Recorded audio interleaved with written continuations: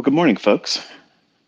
Not sure if you guys can hear me good, if the volume is good, if it's okay audio. Give me a 5x5, tweet right to me, and I'll be able to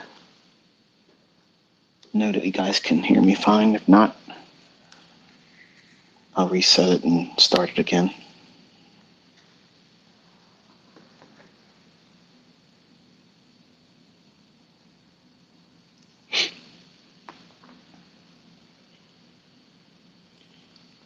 Awesome, awesome, awesome. Hope everybody's doing well.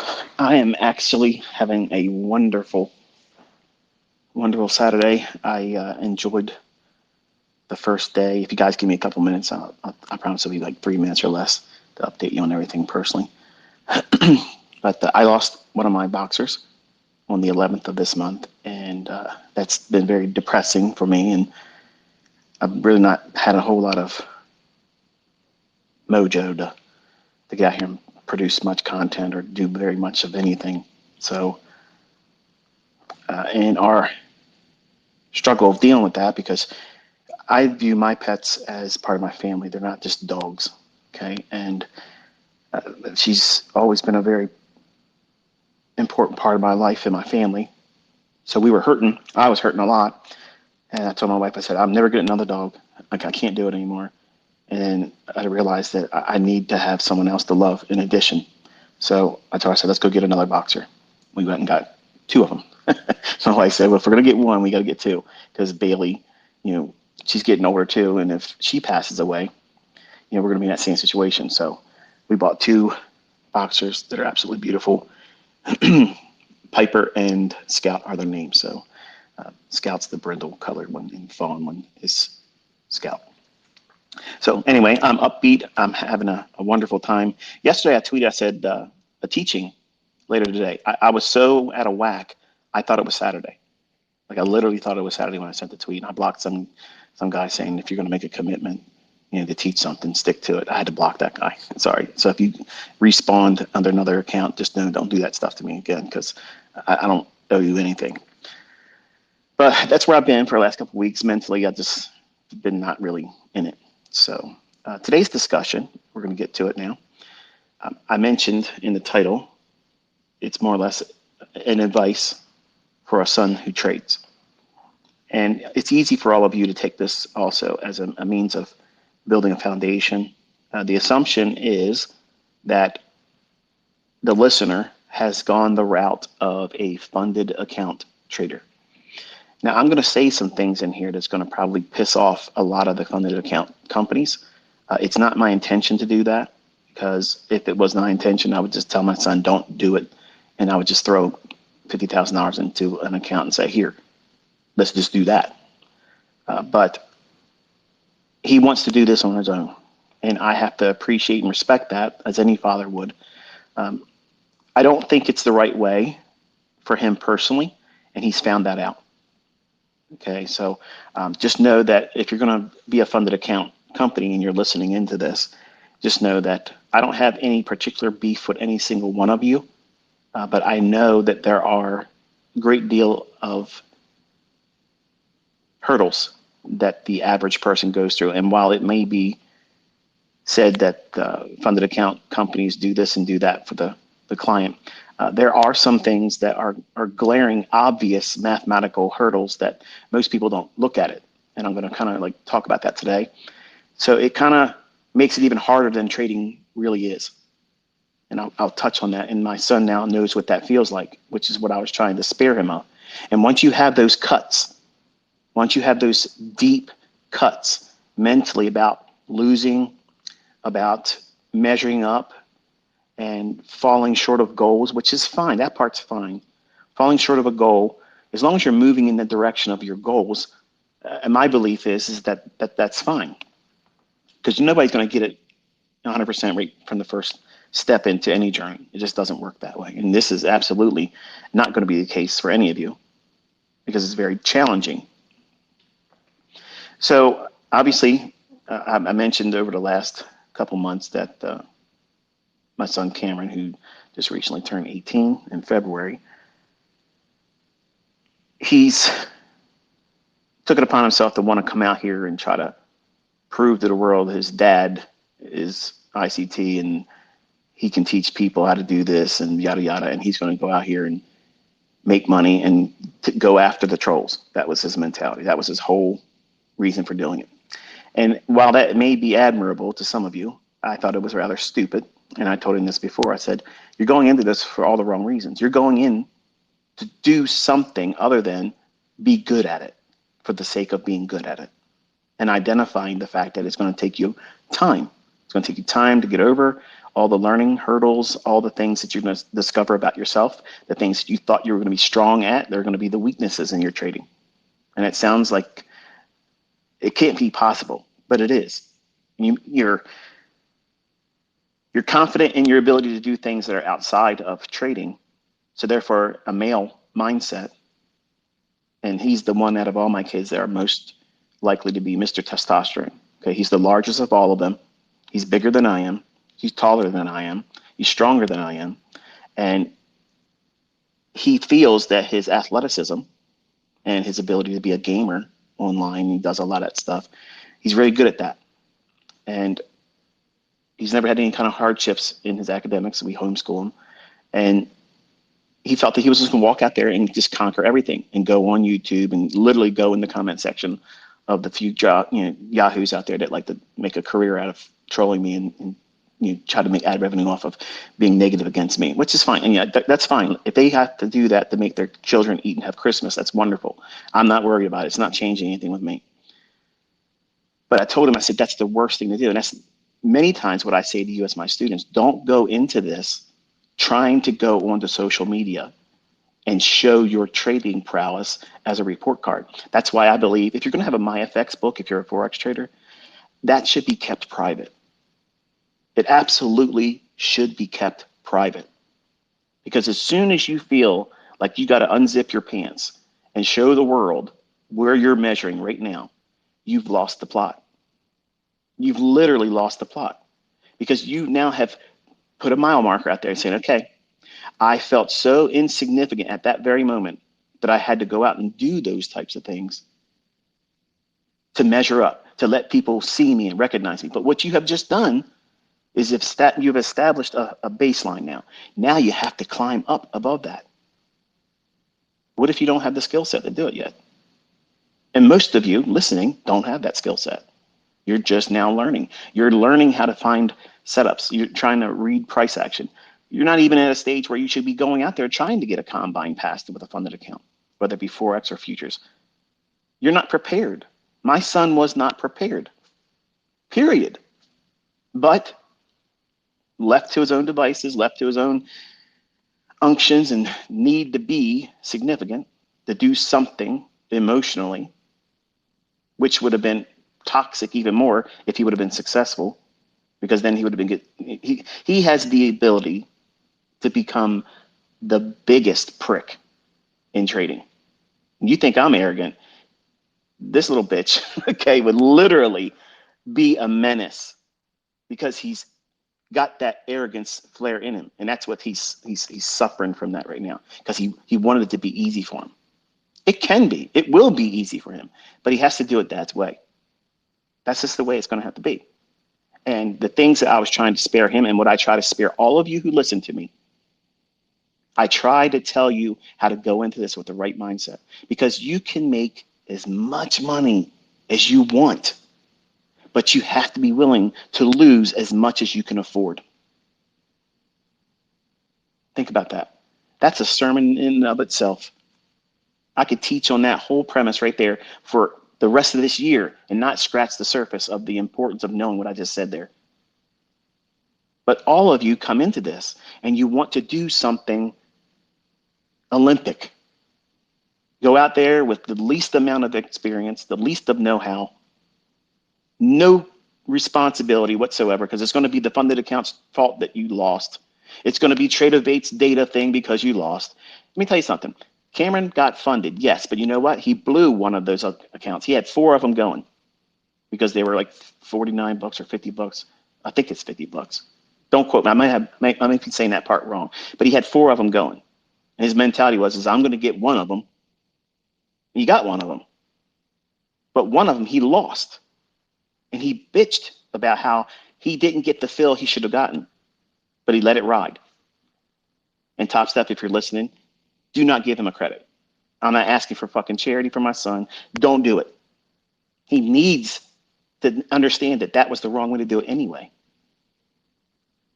But there's always going to be some reason for the inexperienced, lack of self-control, no discipline mindset to blame everything and everyone but them, because none of these funded account companies make you push these buttons. None of them do. Not one of them. You do it.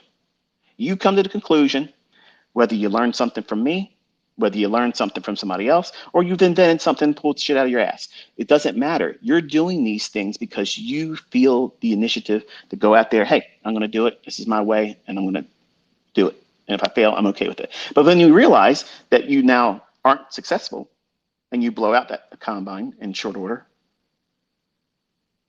now you're wrestling with something that you weren't prepared for. That's the reason why I teach the way I do. If I was honest, I believe that less than 20% of my listening audience is going to be successful. Less than 20%. Not because of the ability that my concepts can find setups consistently. It's the fact that human nature is what it is. Like, you don't have any sense of accountability whatsoever, except for your own. And if you don't develop that initially in the beginning, well, who's going to hold you accountable? No one. And my son had money to pay for these things. So therefore, he's accountable to no one. Dad's not paying for it, so I don't owe him an explanation. But I'm going to do it, and I'm going to prove him just like he thought he's going to do, like his son, his brother Cody, my oldest son. I told him, don't touch crypto. It's toxic. It's poison. I'm telling you, don't do it. You're going to lose. You're going to lose. You're going to get your shit tied up in some kind of bogus broker account. And you ain't going to get your money. Well, guess what? Just under $30,000, he can't get it. Well, there you go. Didn't learn. This one here, the most arrogant of all my boys, really the only arrogant one. I'm going to go out there. I'm going to conquer futures. And I'm going to do it without your money. You're not going to help me because everybody's going to say that you did it for me. Well, hey, I can appreciate that. I was like, man, if you listen to me, son, you'll be able to do this in shit easy. It'll be easy. It'll be a cakewalk if you just listen. But it's not going to be as fast as you want it to be. No, I ain't got time for that. I got trolls to slap. So what did he do? He rushed. He rushed to get in there for an emotional stimuli that doesn't make any fucking money. Here's my MyFX book. I'm down 5%. I've not been able to come out of that drawdown for 9 months. But here you go. I'm teaching. You want to learn from me? Devastating. That's devastating to a guru mentor. And it's devastating to you as someone that's trying to learn how to trade. Should you have those KPI stats, those measurements, those tools to measure your ability to manage risk? How do you come back from drawdown? What's your accuracy? What's your R multiples? All those things. Should you have those? Yes, but they should be personal. Everything in trading should be personal. Absolutely must be personal. Does the idea of you becoming an entrepreneur, does that excite you? Does that get you thinking, like, I would like to do that? Most of my audience probably would think that's a great way of viewing life and say, I'm going to strive to have my own business and I'm going to treat trading as my own business. That's wonderful. And I wish you nothing but success. And I'm trying every time when you have time to listen to me, when I'm presenting these presentations, whether it be in this Twitter space or if I'm doing lectures on my YouTube channel, my intentions are to help you identify the things that might become a problem that you don't really recognize right now. And you won't see it coming otherwise.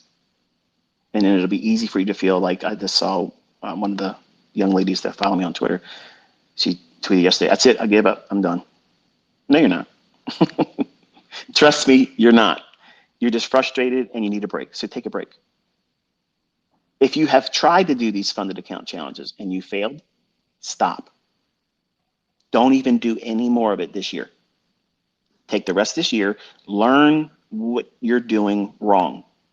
Identify some kind of resolution to those things and come to grips with the fact that you're human.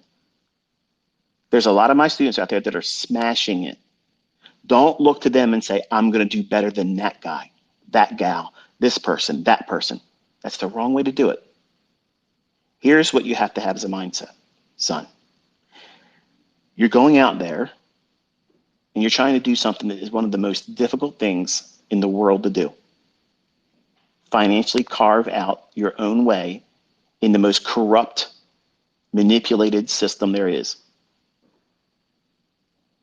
The city slickers that run this show, they have a MO. Your dad has the source code to that shit.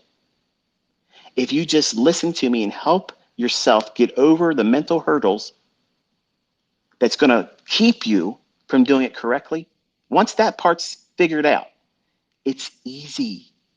It is absolutely fucking easy. It is easy to walk your ass into those markets and say, that's mine. Thank you. That's mine. Thank you. That's mine. Thank you. But you also have to identify there's going to be times when it's going to be simply, don't touch me because I am going to roll over everyone today. You can't just go into every single day. You can't. You cannot go in with that same mindset. You cannot. Because every day offers the opportunity for intervention that you can't see coming. And the economic climate, the geopolitical situation around the world right now, it is ripe. It is so ripe for something coming out of the blue and completely decimate you. So you have to be careful. You have to dial back your risk. You can't be pushing 15 fucking contracts because the funded account says you can trade up to that many. It doesn't mean that you're not my son if you don't do 15 contracts because that's the maximum they allow. A dumbass trades with 15 contracts. A stupid, dumb fuck that doesn't know how to trade is going to be using those 15 contracts. And they're going to be resetting their accounts every 10 to 12 days. It's going to happen. Don't believe me? Ask the people that are doing it. How many times, when did that account start? You'll see that they've been resetting and resetting and resetting and resetting. That's the reality. But you're only seeing a small piece of what social media shows you. I give you everything that's going to fucking hurt you. And I give you everything that's going to help you. If you don't want to listen to the things that's going to derail you, it does not matter how strong my weapons are. You'll cut your damn hands off. What use is it then? How are you going to wield your sword if you've amputated both your hands? Doing stupid shit, dumb stuff, not listening, trying to run before you've learned how to crawl. The reason why you are all going to fail is because the person that you see in that mirror isn't properly prepared mentally for it. You're looking at trading as a way of getting past some kind of uncomfortable state, whether it be financially or emotionally.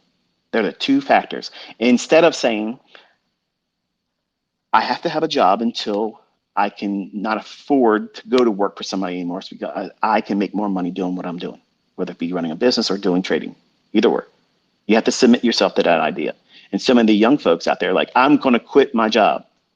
I see somebody out there all the time, new suggestion. ICT said, quit your job in 90 days, trading this silver bullet. I said I could. That doesn't mean you're absolutely going to be able to. But if you had the right mindset, can someone do that? Yeah. Can someone do that if they're making $250,000 a year? They have mortgages out their ass, college tuitions they're paying off with their kid, a wife that spends money like mine does. You can't do that. You can't. So there's levels to this, okay? And you can't just do a umbrella attachment to everything that either I say or anyone else says about trading, you have to make sure it fits you. And what I do and how I teach, I make it scalable so that way you can take everything that I teach and make it applicable to you. Unless I say something specific about Forex being the only way it works here for this, or if I say this is a futures thing, don't try to use it for Forex. Unless I'm saying that at the time about that very specific thing or teaching, it's universal. The universal application of mental preparedness about trading, that's the first stage that you have to get yourself, you have to warm up to the idea that your first year, you're not making money. Can you, if you go out there and trade, get lucky? Sure, you can. Absolutely. But the chances of you doing that consistently, and that's okay for some of you, you just want to win a lottery win. I just want to get a payout. If I can just get this damn credit card paid off, I got over leveraged. They're charging me 36% a month. Oh, I just got to pay some debts off. You're doing it wrong. You're absolutely doing it wrong. So what I did was I asked my son, I said, where do you see yourself? If dad does not give you anything going forward, where do you see yourself? He talked about a welder and do his own welding business. He talked about being in HVAC and learning how to do that as a business, but he wants to be a business owner. So I love that part of it. I just don't like the fact that he wants to be a grunt, but I know that that has to happen. I've allowed him to work at a coffee shop. And as much as I hate hearing him bitch about how some people go in there and they talk down to him because they think, well, you're just a kid. You're just a kid. They don't know his pedigree. They don't know where he came from. I could buy and sell that fucking company. Bottom line is he has to be work hardened. He has to understand what keeps him doing the things and following the rules. Otherwise, he spends the rest of his life doing that kind of stuff, answering to the man. Can I have off? Can I go home early? Do I have to stay over because you asked me? Can I get a vacation on this week? See, these are questions that I don't want my children ever to have to ask for. And you know what? If that makes me sound like an arrogant prick to any of you, fuck you, because I don't want my children begging. You shouldn't be begging. I don't want any of you listening to me ever feeling like you're in that situation. And I don't want you to feel that way for your kids to grow up and depend, if you will, on somebody else feeding you or them. That's a terrible feeling. It sucks. You don't have control of your life. You have zero control of your life. You're at the mercy. If you're part of the working class, and let me tell you something, I was there. I did shit jobs. Shit jobs. I told my wife we were driving around, and all this is pertinent to this conversation, by the way. So if this doesn't, scratch the itch, go watch something else or listen to something else or complain to me on Twitter so I can block you. We're out taking a drive like we normally do. And I said, how many jobs have you had in your lifetime? And when did you first start working? And she's like, well, this, that. And she had 4 jobs. Started real young as a teenager. And when I was 16, my first job was a dishwasher. And long story short, I went through a lot of things and I had 28 jobs. 28 W-2 paying jobs. Now, some of them I worked one day. Some of them I didn't even work a day.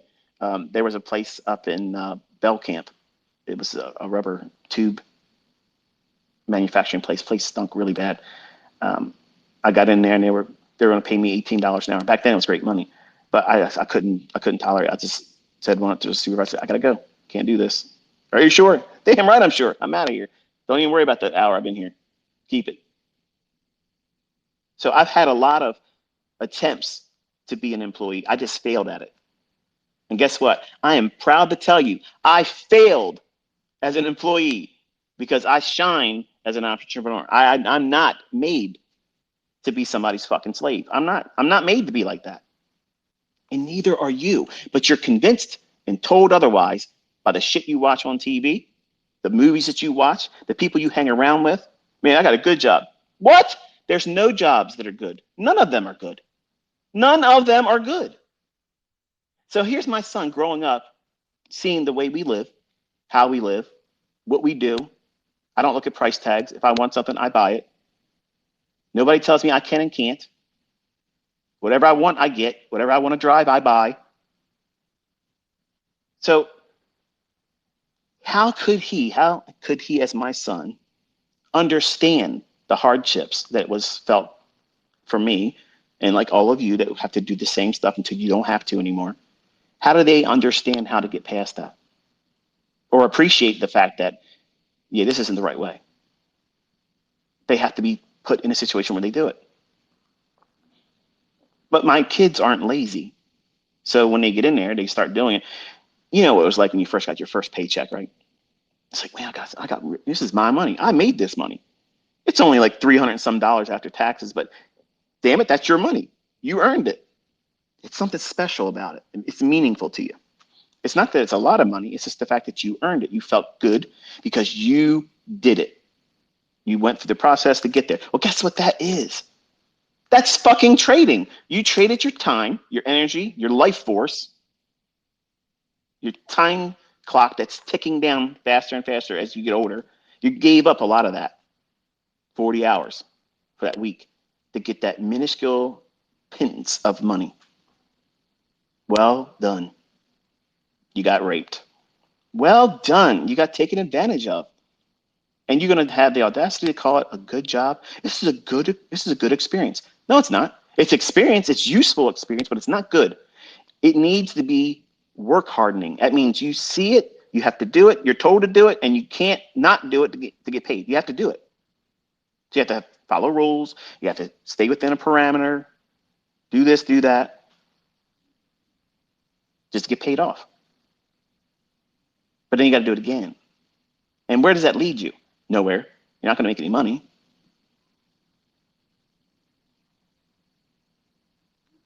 So he has this mindset now. He doesn't come home defeated. He's just irritated because some people will come in and complain to him. But now he's got that feeling, what it feels like that someone looked down at you. I needed him to feel that. Because he's a, despite being arrogant, he's a likable guy. Okay. And nothing that I'm aware of, none of his friends, and he don't seem to run short on friends. And the girls that he, pal around with, he's got one he's steady with now. She's getting ready to go to college. She leaves in a couple weeks. So she's leaving state to do her veterinarian career. So I told Cameron, I said, listen, this is such a perfect opportunity for you. Because here's what you can do. You can, if you decide that you want to do something blue collar like the HVAC tech and you want to go into running your own business like that as a, the end result, that's wonderful. But this right here, this is the real thing. That is just a plan B that you don't really hope to even worry about. But you're doing that because her parents, they don't understand what we do. They obviously see how we live, but they don't understand what we do. As traders, it doesn't make any sense to them. Like, how can you?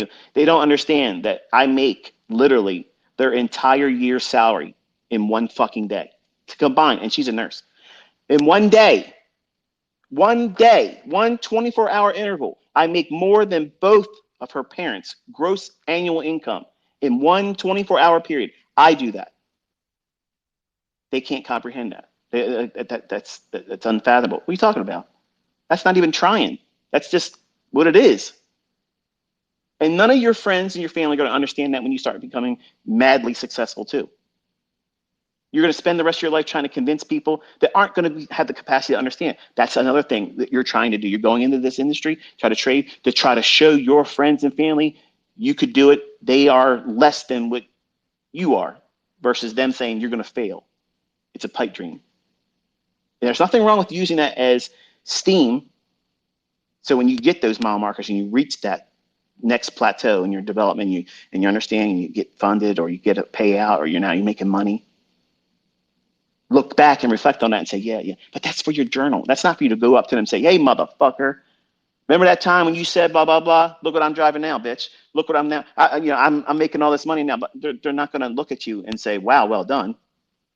They're going to do the same thing they did with me when I did that when I was 20-some years old. Get the fuck out of here, dickhead. You're conceited. You're conceited. Whatever. That's the reaction you're going to get. So you're not even going to get the reaction you want by doing those things. And that's exactly what my son wants to do. Still, still. So I get it. I mean, he's got that warrior mentality. He wants to go out there and show this and show that. He's definitely going to be a YouTuber. I'll just let you know. He will be a YouTuber. He's probably going to be the one that teaches Enigma because he wants to be that guy. So it is what it is. Okay. But he still has to correct some things. And what we did, we sat down. And I told him, I said, listen, where do you see yourself in a couple of years from now? Because your girlfriend will be graduating college in 4 years. So in my mind, I think you have a 4 year a program or plan that you should follow. If you want to go to school to learn to be an HVAC or was HVAC tech, you know, I don't think there's a college course for that. I think you got to go like to a company. You got to work for a company, and they pay for you to go to school in the evening time or on weekends or whatever, and you become whatever. And I think you sign a contract as long as you work with them, they pay for it or something to that effect. And I may be absolutely incorrect in that assumption, but that's my understanding, or that's what I thought about it. I don't know anybody that actually did it, but I want him to go through this plan of 4 years. Whether he does that or not, I don't care. Personally, I don't care because if he just listens to me, one way or the other, if I got to sit down and tell him, buy this, sell that, he's not going to work the rest of his life. But I need him to know how to do this correctly so that way this information is passed on to his children because I'm quite certain he's going to get this one he's with now pregnant when they get out of college and then they get settled down. I'm going to have grandkids with these two. And I'm happy for it. I love her like she's already part of our family. But I don't want her to finish her college coursework and get her degree in veterinarianism. Is it veterinarianism? She's going to be a veterinarian. I don't want her to come out of college and say, okay, I've done my thing for 4 years. Where are you? I don't want him like saying, well, I'm a break even trader or I'm not trading anymore and I tried this or this isn't going to work. So I said, here's what homes cost right now, average. We went through Zillow, we went through a couple of different real estate agents listings and things. I said, now these are the property prices right now. In 4 years, they could be greatly different from what they are. But let's just say for the first starter home, you and your girlfriend say, okay, she graduates, you move in together, you get yourself a house, and we'll just say a $500,000 house is your first starter house. For some of you, that might be extravagant. To me, I think it's not even that big of a deal anymore because real estate prices are jacked up, unrealistically. But to have like a single family home, small little plot of land and something that's manageable, easily managed, doesn't take a whole lot to manage that. And for him to have it before they get married, that would be important to me.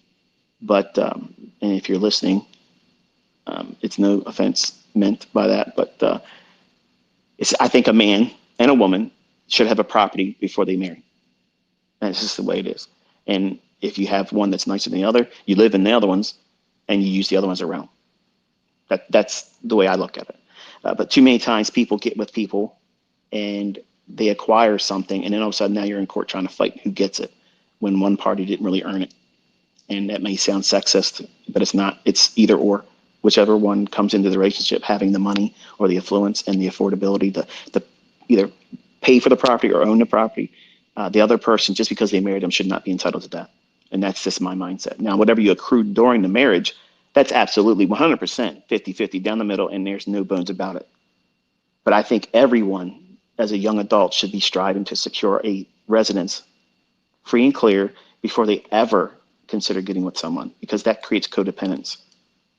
And if you've heard me teach before, I'm a very strong proponent of an independent mindset. And you have to have that as a trader to be successful. And as a young adult, if you're listening, you should be striving to do those types of things. So that way, the person that's with you knows that you don't need their ass for shit, but just the compatibility on an emotional level, relationship wise. And anybody, you can go out there and find anybody to do the physical part, but you want to be with somebody that wants to be with you and not need to be with you because you have something or can afford something. So there's a lot of things I got to fix about my son because he wants the flash. He wants the arrogance. He wants to do all those things. And that will invite a lot of things that brought me to the situation I was as a young man, where I got messed around with by a gold digger. And that's not going to be the topic here, but I had to live my life a certain way to keep her from taking things from me. She didn't earn it. And those things are going to be the same problems that you're going to run into if you flash everything. If you show what you have all the time, you're inviting it. You're advertising, hey, come take advantage of me. Come lie to me and tell me that you care about me, you love me. But then when you get what you can get, you're done. You're done. That's the problem. That's really a big problem today, because social media, image, all about this stuff. And now you've invited that to trading. You've made it next to impossible. You can't not be emotional about trading now.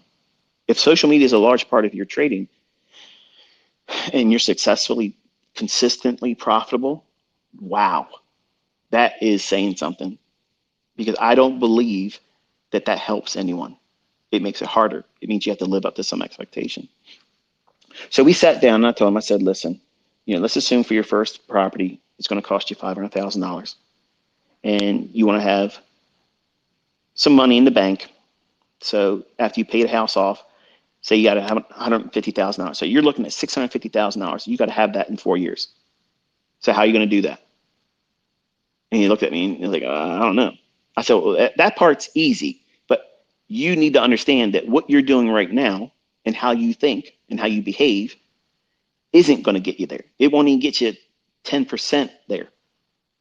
You're not going to do well unless you listen. You've already tried it your way, and did it work? No. So there's this little thin, razor small window of opportunity where you now have got yourself funded. You over leveraged, so you broke the rules I laid down for you. I don't give a shit about Top Step's rules. Top Step is absolutely easy to pass. And I'm going to teach you this today. Okay. I'm going to teach it to you today, so that way there's no fucking excuse for you guys to go out there and complain about, oh, well, they're trailing this and they're trailing that. Oh, they're this, that. They just, they won't let me do this. It's easy as shit to pass that. There isn't a funded account challenge out there that is not passable. That's so easy. The problem is you're going in with these too fast expectations for yourself. But don't let me sound like I'm sugar sweet on any of these companies, because I'm going to tell you some shit they probably didn't think about, and they're going to be mad I said it today. So I don't want to hear any shit about it. It's just my opinion.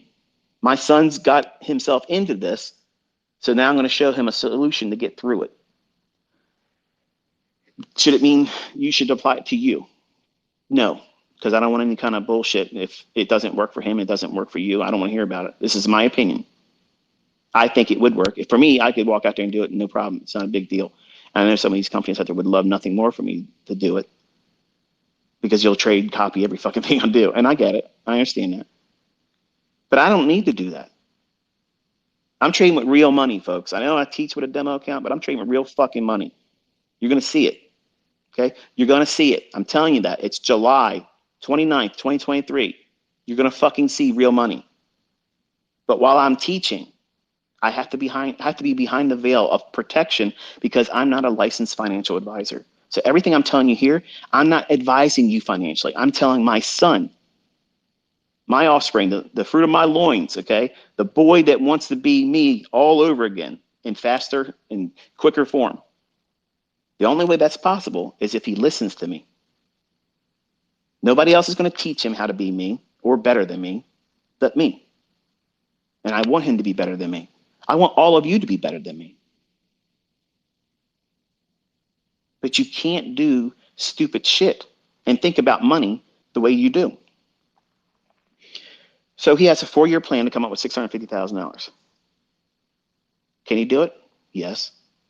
Can he do it right now the way he is mentally or equipped as a trader? No. Am I embarrassed to say that? No. He literally just started doing this a couple months ago, and he has not listened. Doesn't listen. Have you studied the charts today on this move? No, I'll get back to it. What are you talking about? There's times. The silver bullet, I created that for him. The 2022 model, I created that for my daughter. Think.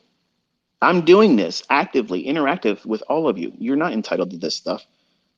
And I'm hoping that they feel, because they're social media mindsets, I'm hoping they will feel like they have to put more effort into it now because they invited that. They wanted it. They wanted to be in the social media element.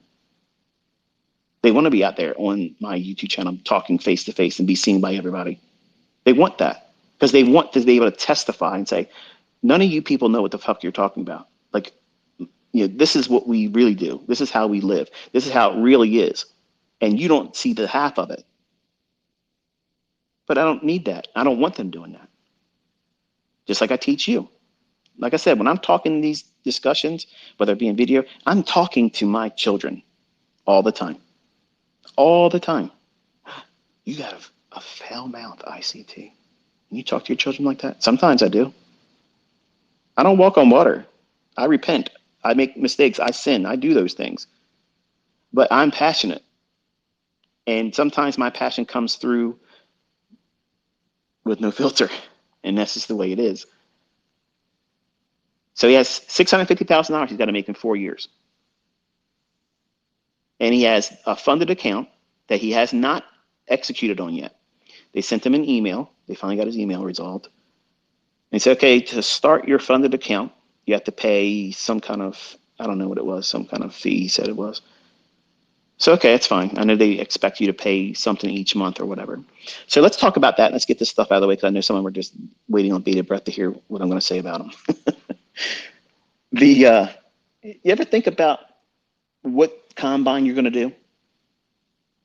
I know, I'm going to use Top Step because that's the only one I've seen because of my son being involved in it. That's it. Okay. The idea of going in with a $50,000 account or a $100,000 account or funded to $150,000. They have like a thing on there, at least when I checked it this morning before I got on here, because I want to have some of the numbers correct before I started talking about it. I didn't want to be saying things that were not accurate at the time of this presentation, which is July 29th, 2023. They have the most popular is the $50,000 funded account challenge. And this has been said many times, not just by me, but other people too. And people that are really aware of what's going on, that even are funded with them, that have received payouts. When you say, or you get a certificate, or you're funded as part of some kind of $50,000 account, or 100,000 or 150,000, you don't have 50,000 or 100,000 or 150,000. You have as much money as they'll let you before they stop you from trading. So in reality, what you have is for a $50,000 account, you have $2,000 trading account. That's it. That's all you got. For $100,000, you have $3,000. That's once you lose that, you're done. You got to reset or walk away. And for 150,000, you have a $4,500 account. So for any of you that are out there trading with multiple mini contracts, trading with that size, you're fucking stupid. Okay? You're absolutely fucking stupid. You're literally over leveraging to the fucking gills. You have no idea what you're doing. You're the worst fucking money manager there is if you're literally trading more than one contract on any one of those things. If you're trading a mini, one singular mini with that $50,000 funded account, you're absolutely going to blow your brains out. You're going to fail. You're over leveraged. Look how fast NASDAQ moves. She likes to run. Once she stretches her legs and starts finding her stride, it can really gallop. How many of those points can you handle if you're doing the maximum of 5 contracts? Because that's what they offer. You can trade up to 5 contracts. Here, you want to play Russian roulette? We're going to give you not just one handgun with one bullet, but we're going to give you fucking 5. So that way you have a real good chance of blowing your brains out. But they didn't do it. They didn't make you push the button. They're just making it available to you because that means that they're likely to get reset and you're not getting funded and you're not going to have to pay out. to any of these people.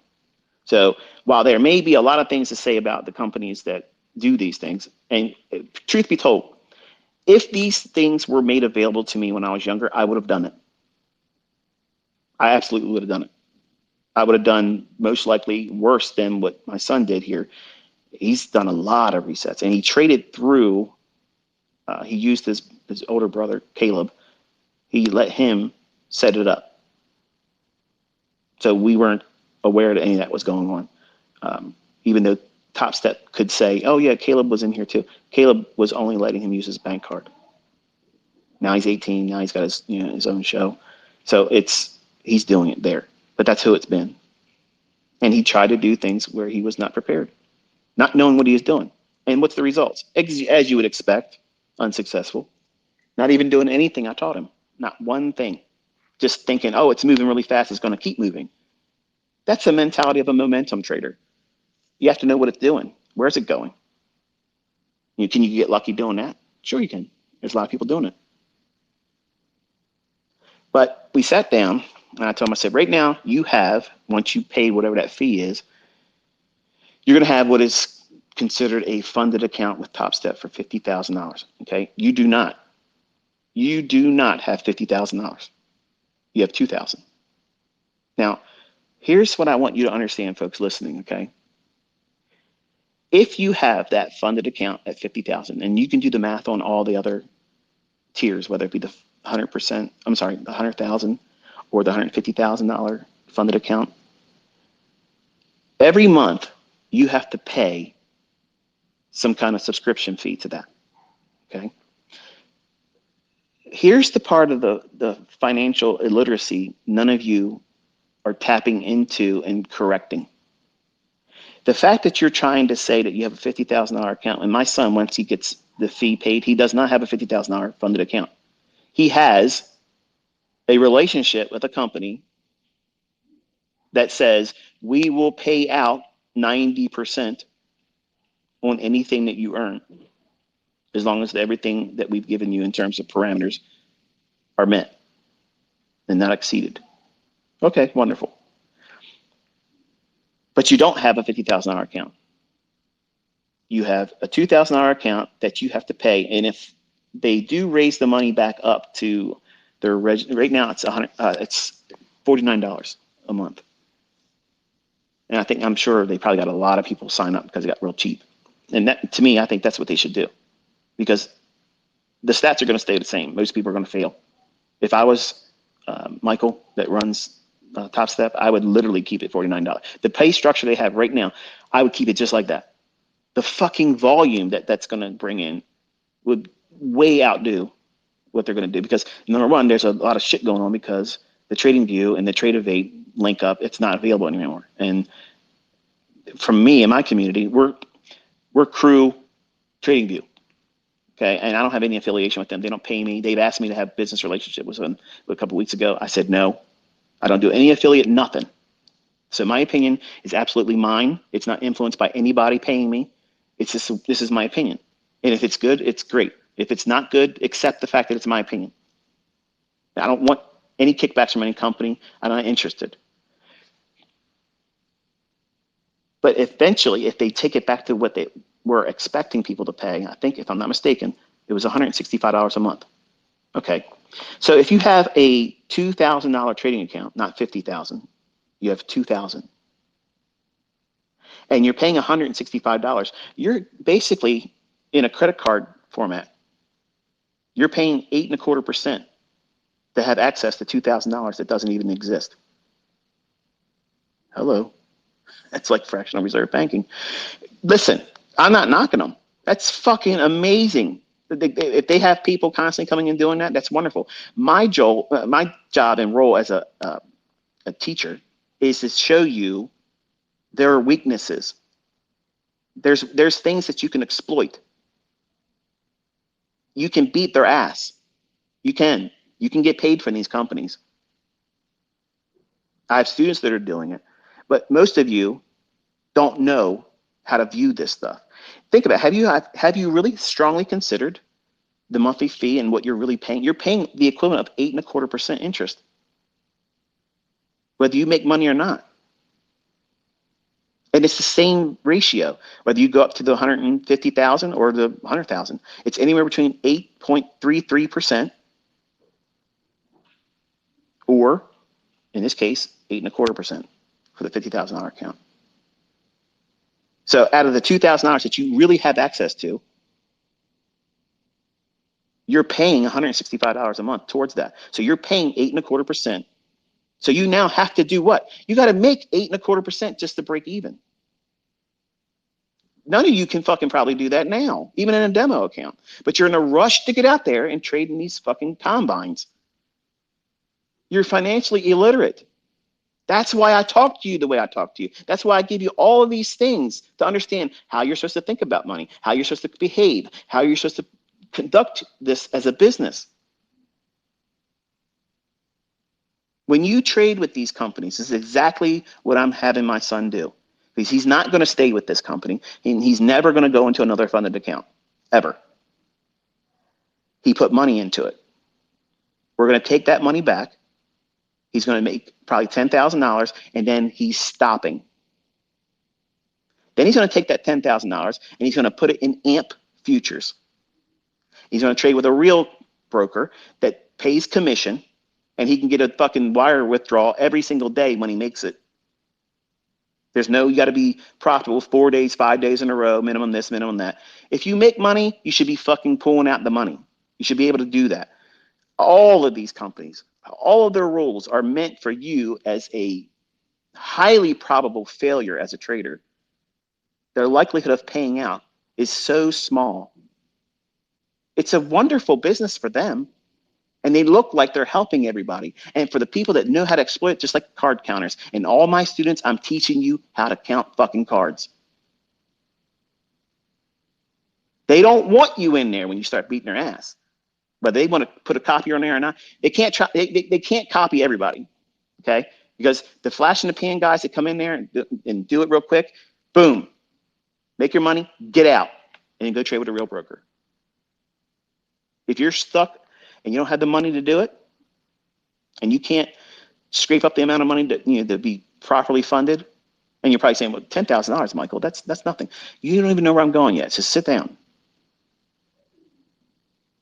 But you're trading with $2,000, and you're literally trying to trade with a mini contract, whether it be S&P or NASDAQ. You have such a small razor edge to walk on before you're ended, just because of the natural volatility that we have in the markets right now. And I'm sorry, listen, folks, I'm sorry if you think I'm beating up any one particular company, or that's not what I'm saying here. And if you own one of these companies, you're pissed off right now, you know what I'm saying is the fucking truth. But I'm also going to tell you that this is a viable option if you listen to what I'm going to say in this presentation today. If you follow these fucking rules, you stand a far better chance than doing anything else out there. I don't need to do a funded account challenge to know how to whip their ass at it. I don't need to do that. I have the perfect laboratory experiment right now because my son listened, pushed the button, now he's funded. But he needs to know how to do it. That's why I'm invested into it. That's the only reason why. I want him, he wants to do it with his own money? Wonderful. You don't want to take my money? Wonderful. So now, listen. Go out there, do what I told you to do, follow the rules, learn how to follow the rules and be comfortable doing it. Be comfortable taking a loss. Don't try to trade with the largest position. You're going to do it with the least because that's how you beat them. They all are inviting you to use the big battle axe. Here, come in here and use the fucking bazooka. We can let you trade up to 15 contracts with a $4,500 account. What the hell? AMP futures will let you trade full mini with $300 margin. There you go. So there are brokers out there that will let you trade ridiculous leverage, which I think that is absolutely ridiculous. But you're all thinking, because here's why you're thinking you have to have big leverage, okay? Every time Dick and Harry and Patrick will want to swing with 15 contracts because they know in their heart of hearts they're going to have the inevitable tailspin and blowout. So they want to get those big wins when they're on a roll, but they already know deep down inside in their conscience, they know that one thing's coming, and it's the thing that you don't see. That's the part that social media hides from you. The people that are on social media, they hide that. Here's the challenge for the people out there that say, I am a funded account challenge beater, and I am trading with a funded account, and this is what I'm making today. Show us the end of the fucking year. Start right now, the Monday. Forget, we'll expunge the career up to now for this year. Start your account funded combine on Monday. Get funded. Show that publicly what the account number is, okay? And go through the logic of showing it every single day and how you got paid out at the end of the year. Do that, because that's what I don't see. I don't see that with any of these guys or gals. And you're not entitled to do it. I just see these personalities out there. They're trying to say, because I'll teach in the demo, what they're doing is far better, when you're not seeing anything except for one small little snapshot of this is what I did today. And the account numbers they've been showing don't even match the ones they had 2 months ago. So that's not the same account. That's reset. How many times did you reset? My son did dozens of this shit. He's wasted money on that. I'm not hiding that. If TopStat was on this fucking thing, they would tell you, yep, that's exactly true. And this is the only one he got past. And he only passed it because I was over his shoulder saying, do that, do this, stop. That's the truth. But he has to do this himself. He has to do it himself. Otherwise, he doesn't know how to do it. And that's what I'm trying to do. I'm trying for him to learn how to do it independent and successfully independent from me. I don't want to go in there and help him by saying, buy here, sell here, stop here, do this. I don't want to do that. Because if I'm doing that, I'm just going to do a family funded management account, which is an LLC. And if you want to learn about that, I'll do it another Twitter space. But you can create all these things where your children can draw salaries from. And you just do one thing and that's it. They live off of it. That's my plan B. If none of my children, and they have till 30 years old, if they don't know how to do this and they can't do it, then I'm just going to run an account where they make $100,000 a year, and that's all they'll ever make from me. But I only got to do one thing, that one account, and I don't need to do shit to do that. Literally nothing at all for me to do that. I have 5 kids. That's only $500,000. I can lap that shit in every 8 weeks at $500,000. It's easy. That's easy. It's just math, folks. It's just math. You just don't know how to string an equation together to get that number. We're going to talk about that tonight. Well, today. Some of you probably tonight. Yeah. So he has a goal. He has to hit $650,000. And just so you know, TopStat, we won't be doing it through you. we're gonna hit 10,000 and we're gonna pull out. And then at 10,000, we're gonna roll into AMP.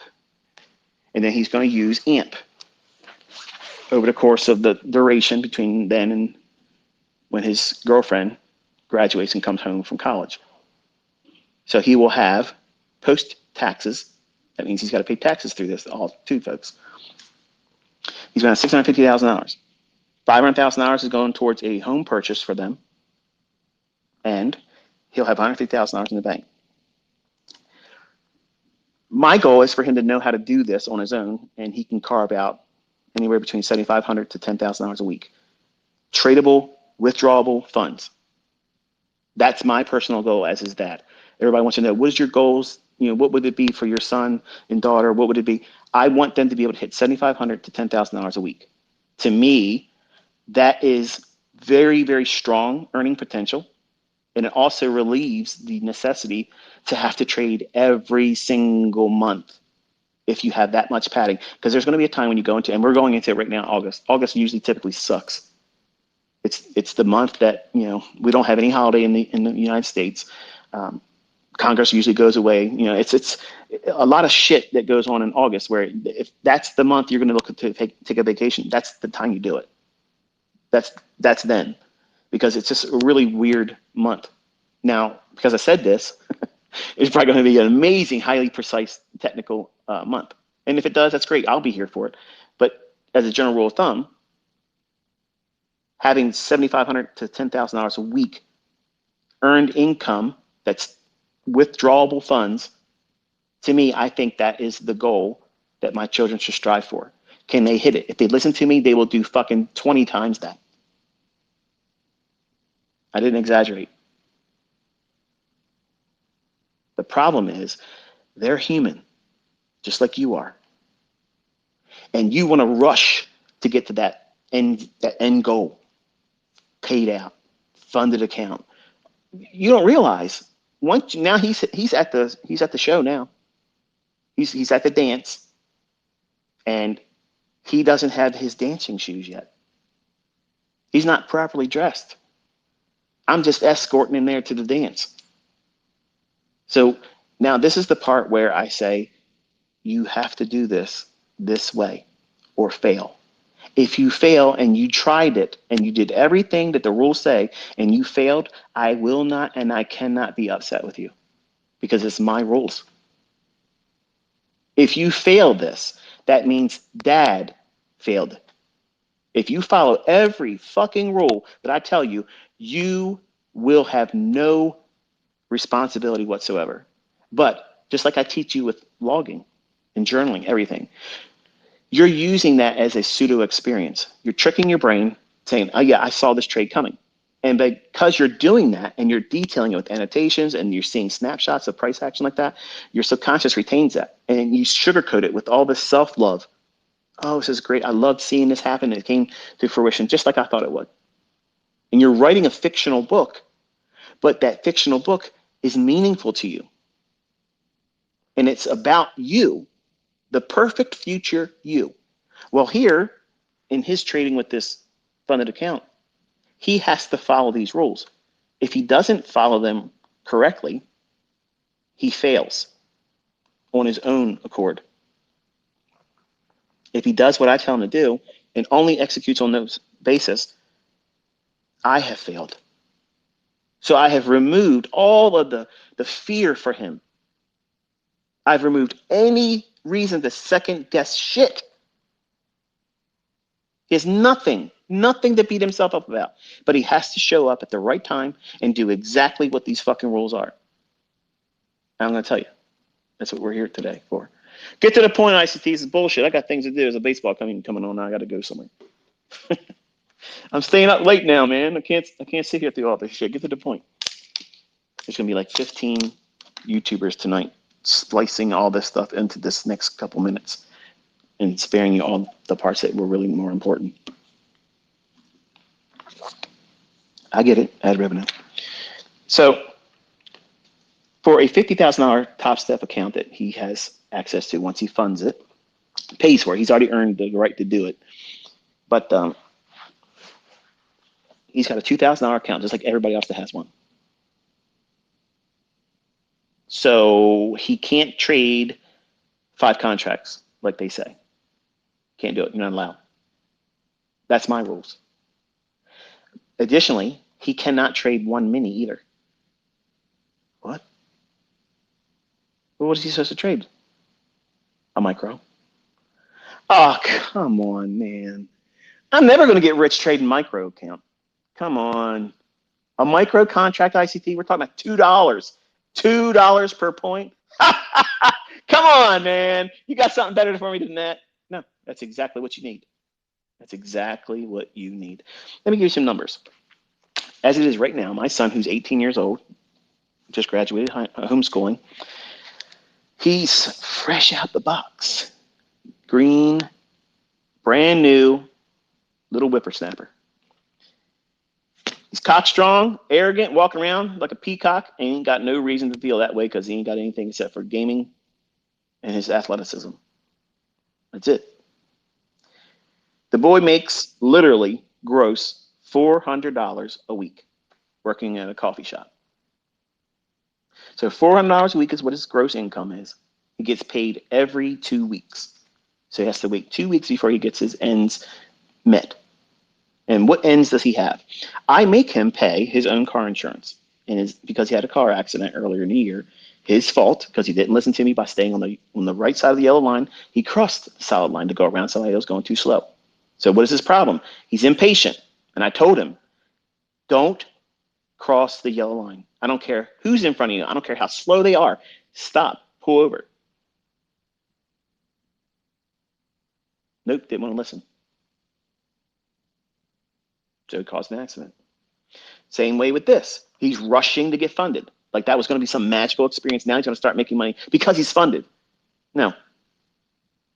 Look at the testimony of how many times you did resets. You don't know how to fucking trade. So you have to learn how to trade. You have to manage yourself more appropriately and learn discipline. He doesn't have that yet. So he has a $288 a month car insurance bill. His cell phone, we make him pay $70 a month. He spends $80 a month in gas. And on average, he spends about $350 a month on entertainment between him, but buying whatever he wants to buy and pay for. And he entertains his girlfriend twice a month, and when they go out to eat or something. And the rest of his money, he just socks it. So I told him, I said, listen, the first rule is that we have to duplicate your income that you spend, your ends. You have to be able to do that, in addition to. So that skill set is something I teach all of you to try to do that. Not get rich, not try to get 50 R multiples, not try to be on the leaderboard of FTMO, not try to do this and try to do that. Your goal should be all monetary, making ends meet. So how do we do that? You have to have your bills. What's your spendable expenses? Hang on one second. I just realized my phone is about to croak here. Man, this thing's draining my battery. Bear with me 1 second.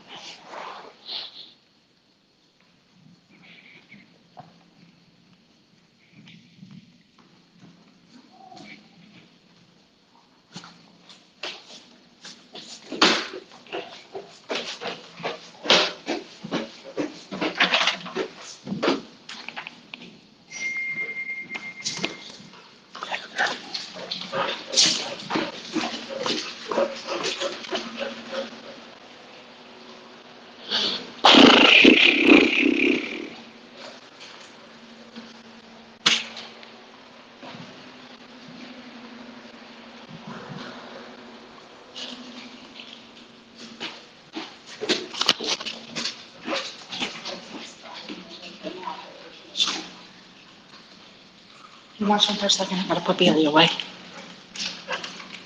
Can you watch him for just a second? Bailey, come on. Come here, Bailey. Bailey, come. Bailey, come on. My phone has 1% and I'm about to die. I need to go downstairs. Yeah, Put them in the cage if you have to. Bailey, come on. Come on.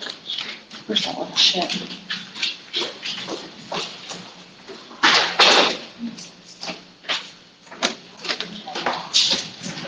If they don't take American Express, use this Discover card. Here, I'm gonna put these right here. Come on, Bailey.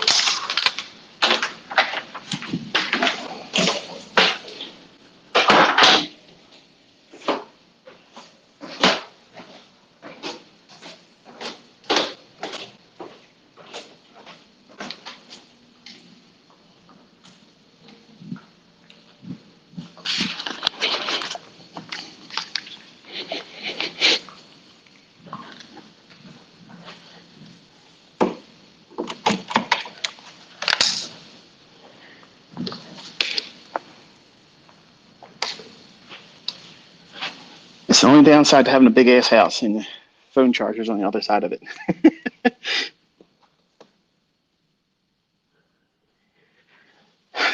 We should be good now. So anyway,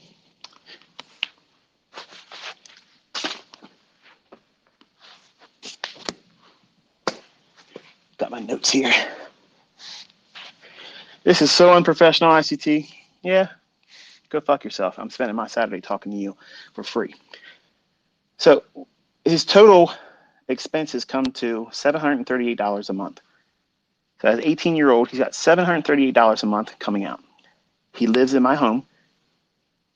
We feed him, except for if he wants to take his girlfriend or himself out to a restaurant or whatnot. So that's why I'm gonna say, let's set a goal to make $1,000 a month. You have to do this 3 months in a row. You have to do that, because if you do something for 90 days, then you will see that that is something that can repeat. It can become a habit. I don't think 30 days is a groundbreaking thing that creates a habit, because anybody can do something for a month. Think about it. How many times have you done a diet? It should have been a habit. You should have been able to live the rest of your life like that. It's not. 90 days, every successful weight loss program or training regimen, the ones that are seeing the best results always do at least 90 days.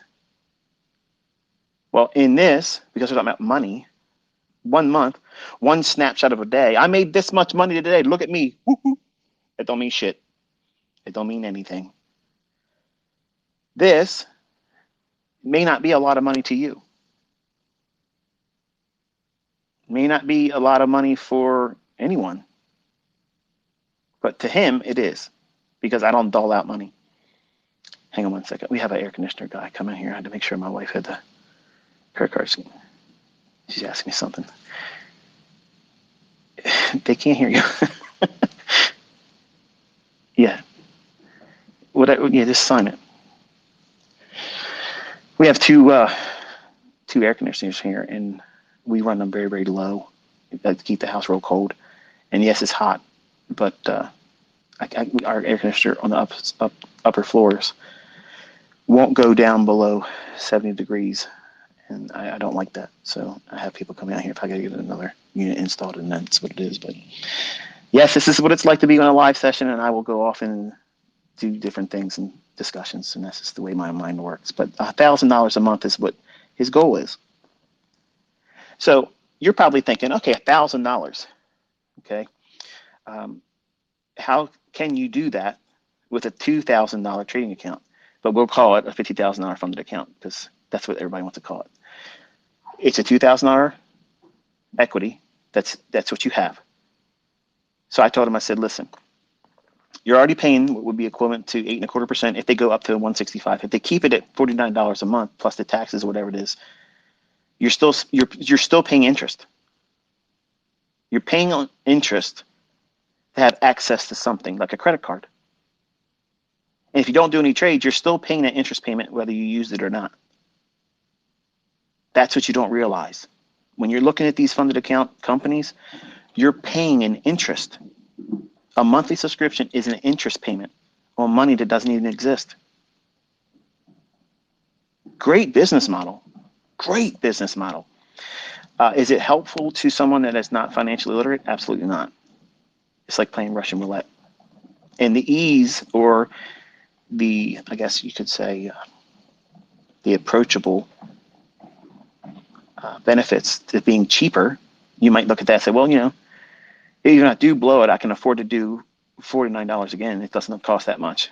Well, that was the mindset my son had. My own son had that same mindset, but he wasn't doing it for $49. He was doing it when it was the full whatever it was. I don't even know how much money he's wasted on it. But I had to get involved and intervene and tell him, look, you have to do this with a structured mindset. You just can't go in there and swing for the fences and just think something magically is going to happen. So I told him, I said, you cannot afford to trade a mini contract. And that's the truth, okay? I'm going to be real blunt with you. For the folks that have $150,000 funded accounts, if you're trading more than 2 contracts, mini, you're asking to blow up. You should be trading 2 micros. Are you fucking kidding me? Yes, absolutely. I'm telling you the truth. I'm telling you the truth. Okay, that's the reality. Because if you have the $150,000 funded account, you can only lose $4,500. If I did that right, and if I read their website correctly, if I'm wrong, I apologize, and I'll retract it and say something in a tweet that would be more accurate. But my understanding is a $150,000 account only affords you to lose up to $4,500, and then $3,000 maximum for a $100,000 funded account, and then $50,000 is you only get to lose $2,000 before they end the show for you. So that's all you have. And while that is a certain measure of being unfortunate in a way, the way it's being presented and packaged, that isn't the end of the road. So here's my son. He's at the cusp of executing on this week. He's going to pay for his funded account to be began. My note says it's an express account. So I don't know what that is, but that's what it apparently will become when he pays for it to begin. So whatever he earns from that point on, as long as he has several days of profitability, he can ask for up to 50% of it. We're not interested in 50% because we're going to do all of it, and then we're done. But the idea is he needs to be trading one micro contract. That's all he can afford to trade. But what if you're a better trader? That's all you can afford to trade. Where am I stuttering in that? You get one contract at the micro level. If you only can afford to lose $2,000, that means you're only trading with one singular micro contract. I see all these guys on YouTube. I watch them, okay? And I love the fact that they have the brass, the moxie to get out there and do that. And sometimes it's very entertaining, okay? Sometimes it's tragic because they're trying, but they're trying with too much leverage and they don't know how to trade. That really compounds it. So my own son fell victim to that same shit where you don't know how to trade and you're trying to over leverage. That's lottery. That's casino mentality. It's you going in there trying to gamble. So I told him, I said, for every $2,000, right now you only have $2,000 you can work with. So if you make $2,000 more, then you can afford to trade a second micro account, contract rather. So now for someone who doesn't know what a micro is, when we talk about trading in minis, for the S&P E-mini contract, for 1 point, that means it's 4 ticks. And what would that look like? If you were trading 4,500 even, and it went up to 4,501, that's 1 handle or 4 ticks, or the equivalent of $50 in change of fluctuation from one price at 4,500 to 4,501. That's $50 increment in terms of monetary value, but it's 4 ticks. For NASDAQ, it's usually, we'll just say 15,800 to 15,801. That's 1 handle or 4 ticks. For a mini, that's $20 in the NASDAQ. So a micro for S&P micro is going to be $5 per point. And you're thinking, what the hell? Well, it's equivalent to a Dow futures. You're just chopping it down from 50 to $5. I can't make money. Man, you can make your whole fucking career income right now trading just one micro. So if I hear any of this shit on Twitter, if I see any goober on YouTube, you're going to have to be showing that you can't make money, because I'm going to tell you right now, my son's about to do it. He's about to do this very thing with a micro, not even a mini, okay? He's not even going to do nowhere near what they say they're offering to you.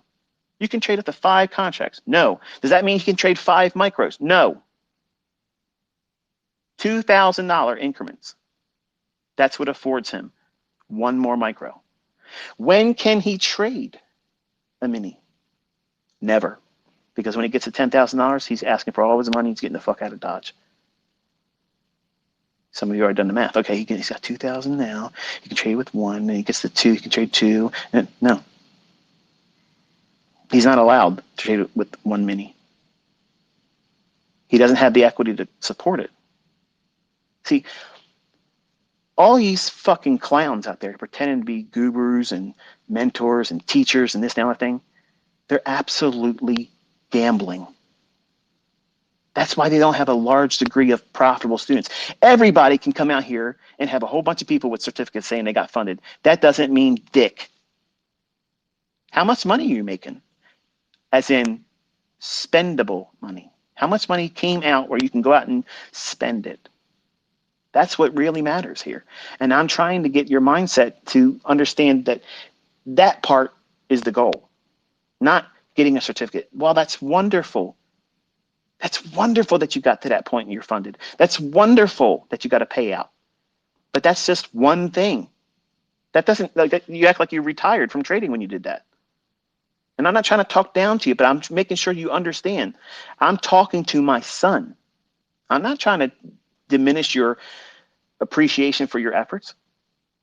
I know some of you have worked very, very hard and you finally got funded and you finally got a withdrawal, and that's wonderful and I'm proud of you. But that's not it. If that's all you went into this, and many of you think that's all there is to it, that's the visibility point that you have. That's as far down the road you can see is your first payout. That's not a career. That's a one-night stand. Fuck that. You need to have a lifetime expectancy that's beyond your first payout. And truth be told, I guarantee you, none of you really thought about it like that until right now. Think about it.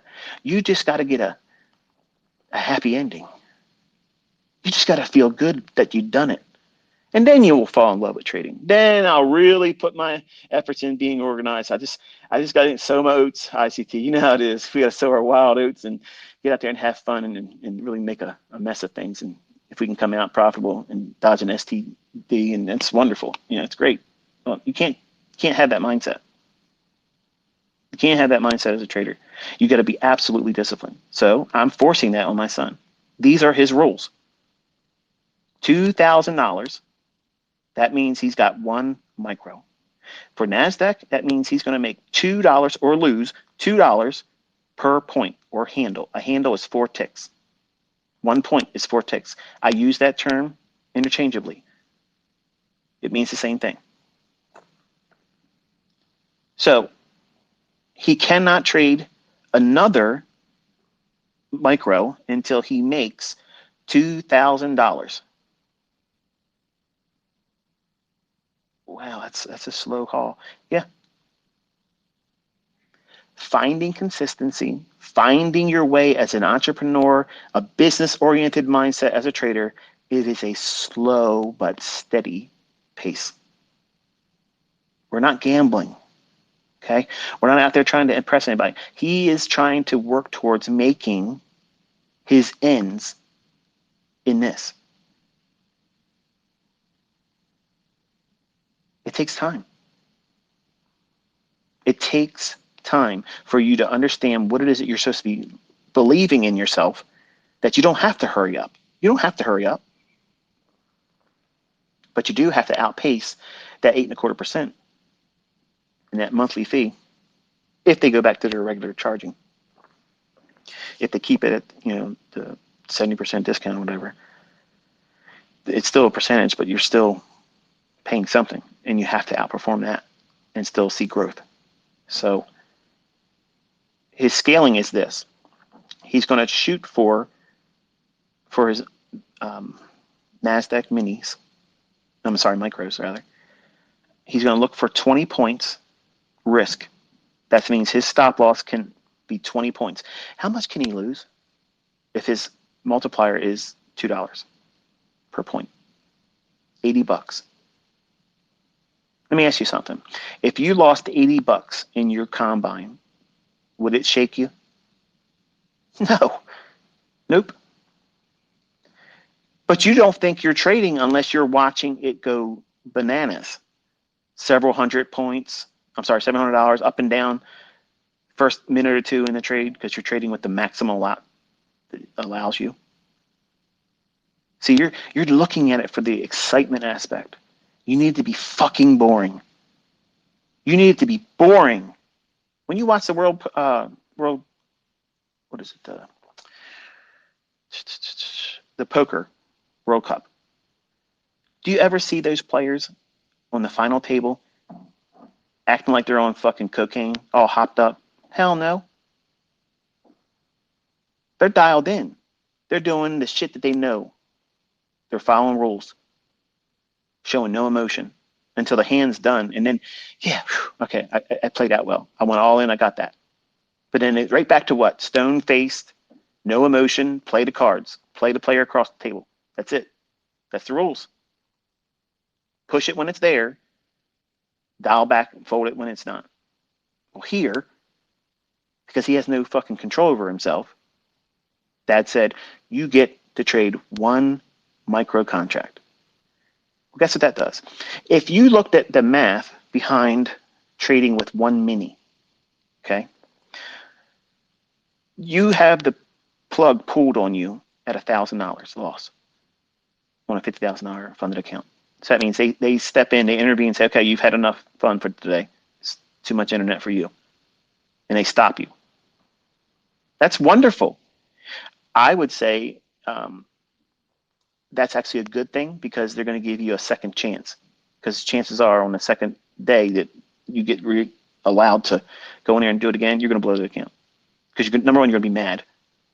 You're going to be impatient because that move that you really should have been a part of the day before when you were not in that direction, but you're going to convince yourself, oh, if I was really trading, if they wouldn't have stopped me, I would have, bullshit. You would have lost your account that day. You don't know how to trade. Most of you have no idea what you're doing, but you're trying to get out there and have a casino moment.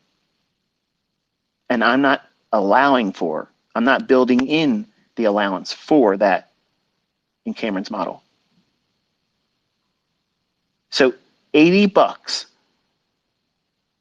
is what he's trying to make.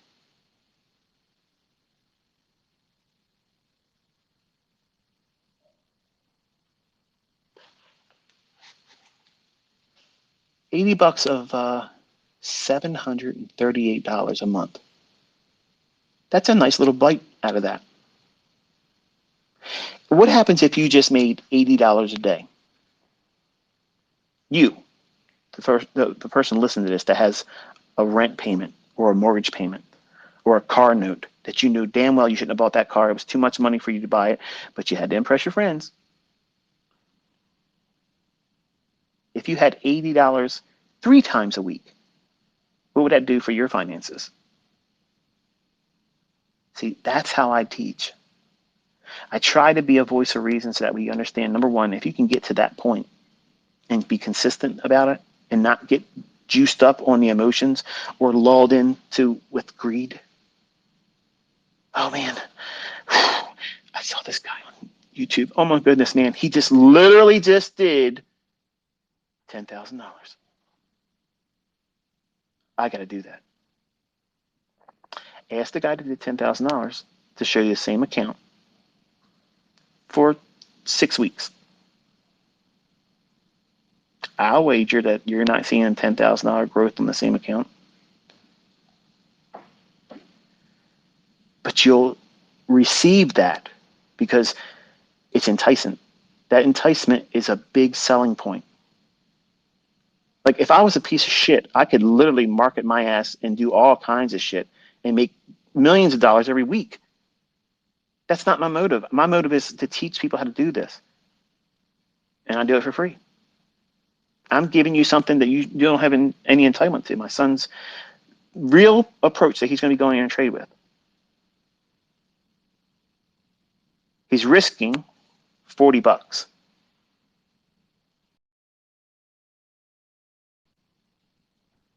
to make 80. For NASDAQ, that's a really simple model. If you look at the silver bullet, which is his model, that's his trading model. I'm not hiding that from you. I'm not hiding it at all. A setup yesterday. If you look at your 1 minute chart, this is the interactive part. If you're not able to look at the charts right now, if you're driving, just know that you can send yourself a tweet or send a tweet to me to make sure that this is what you're looking for. I'm sure somebody else is going to tweet a chart and show you the actual moment. But At 1 p.m. and 56 minutes after, so 1:56 p.m. New York local time yesterday, that very 1 minute fair value gap was the 2 p.m. to 3 p.m. silver bullet. Your entry would have been the 2:41 time, all New York local time. That model was right there. Some of you out there trying to teach my silver bullet on YouTube and other places. I did not say that the fair value gap forms in and only between 2 o'clock and 3 o'clock. You're trading a fair value gap between the time of 2 p.m. and 3 p.m. You're trading a silver bullet that's traded to between the hour of 10 a.m. and 11 a.m. for the AM session. You're trading a London session silver bullet between 3 a.m. and 4 a.m. New York local time. You have 3 fucking chances to do this model. When you get one, you stop, Cameron. Stop. You don't do another one. You don't push it again. You don't try to get more. You stop. If you have a losing trade, you stop. You don't try to get it back that day. You stop. You don't need Top Step to come in and say, oh, you lost half your account, because that's what you're doing. You're losing half of your account.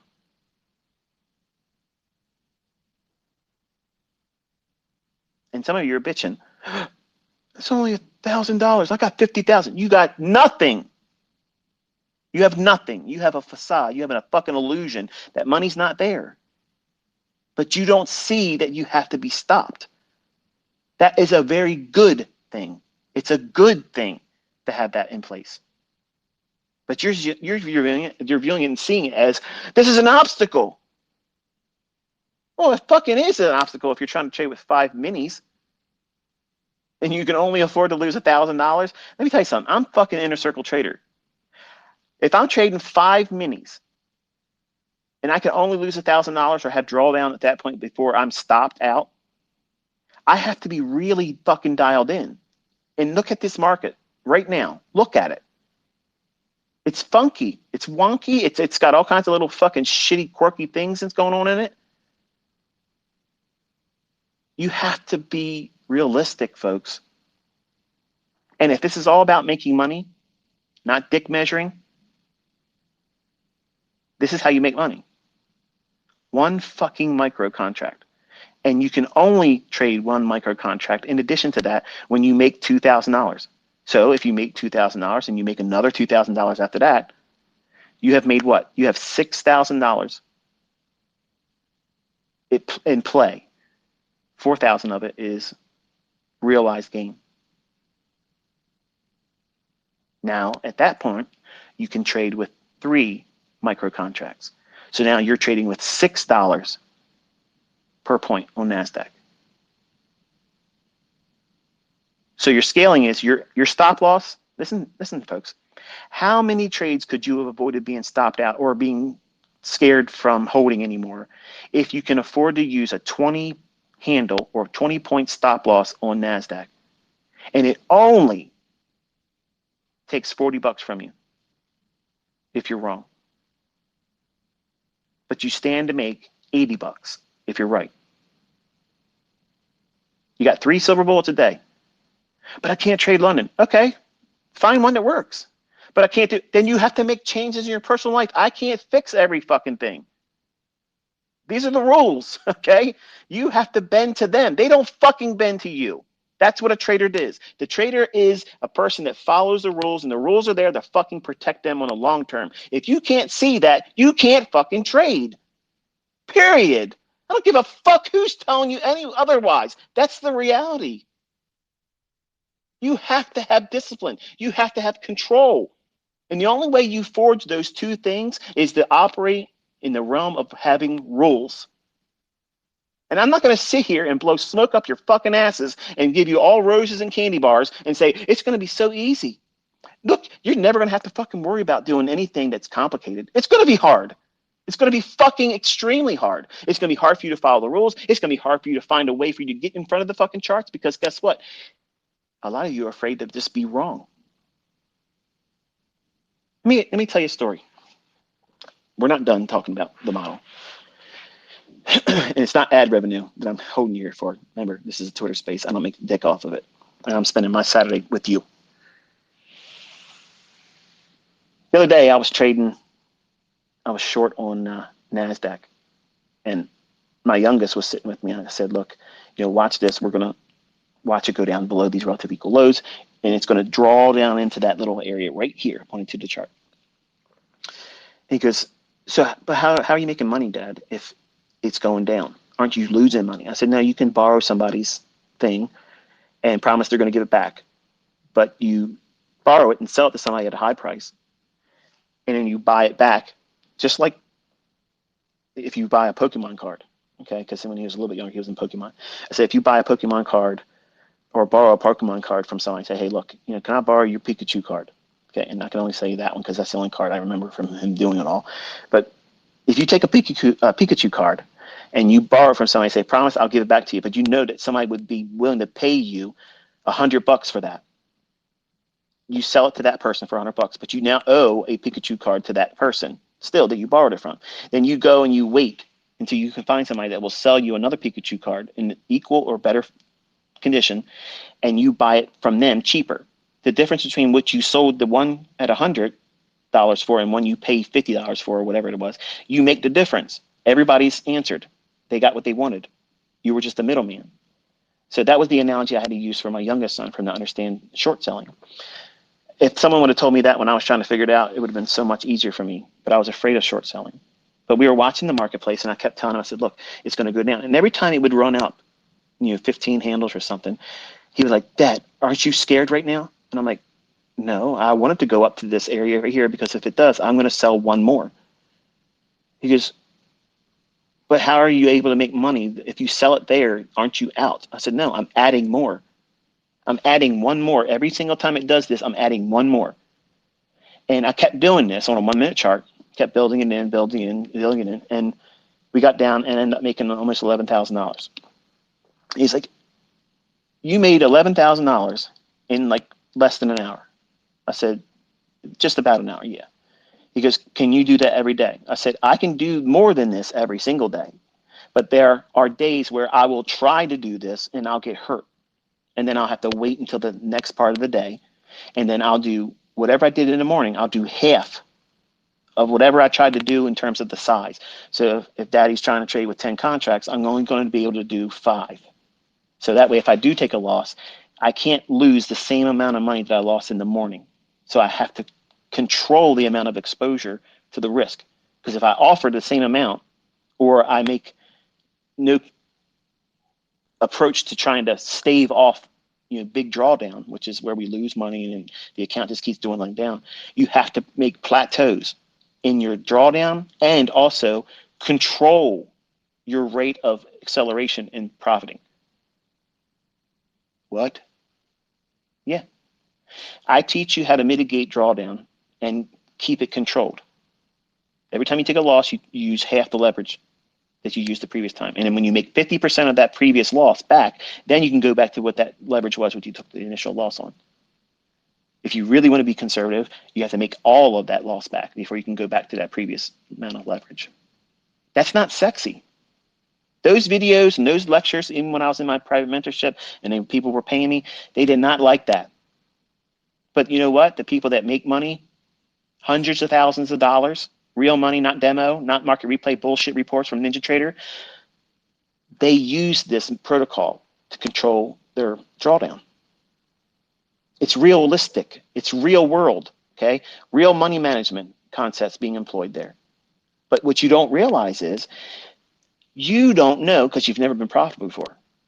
For the folks that's never been profitable, I'm taking a great deal of liberty because, again, in my mind, I'm speaking to my son, Cameron. So some of you, to get your ass all bent out of shape, you think, oh, you're talking down to me. I'm talking to my fucking son. You don't like it? Get the fuck out of here. You don't know what it feels like to be profitable. It's like a fucking drug that you've never had before. And you want it as soon as you get it, in that 30-second, 20-second initial, like your body will be vibrating that you did something, that you made money and you didn't have to work for it. All you do is push a couple buttons, and now all of a sudden that account shows that you've made money, and you start doing the math on it. Man, if I did this every hour, every day, you're not fucking trading like that, okay? But that's the kind of dumb shit I started doing when I was doing the bond market. In 1993, when I sat down, I started trading bonds. And I'm like, you know what? I'm going to try to make $1,000 a month, and then all of a sudden, I'm making half of a point in one trade with one contract. That's $500. I'm like, what the hell? Like, I just did this morning, and it's not even the end of the day. It's not even lunchtime. I don't even make this fucking much money gross on my job. And you start thinking to yourself, man, if I could do this every hour, that's bullshit. But that's naive mentality. And that naivete is going to be exasperated when you get into profitable trading because you've never been there before. And when you get there and you start winning and you finding consistency, it doesn't need to be a lot of money. The fact that you're making money, that first buzz that you get off of it, when you get out of your first profitable trade that you follow the rules with, the natural impulse and tendency is, I'm going to get in there and find another one. I don't believe it. That was just luck. That's the very moment where you have to stop, Cameron. You have to stop. You did your job that day. You're done. You're fucking done. You made more than you would have made at your coffee fucking job. And you didn't do dick. Why do you have to insist on doing more? It's just in your head that you have to do that. You are feeling the emotions. That's all. You're all hopped up on fucking goofballs, okay? And you're coming off of it real fast. That's what it's like to be a trader. But the ones that are in control of themselves, the ones that are consistently profitable, they are the ones that manage that impulsiveness, that drug, that addiction, that feel good. I did it. I beat this fucking trade. I won it. And it did exactly what my model said it was going to do. It feels so good. That small little time that you were spending in that little profitable universe immediately fades away when you look around. You're right where you were.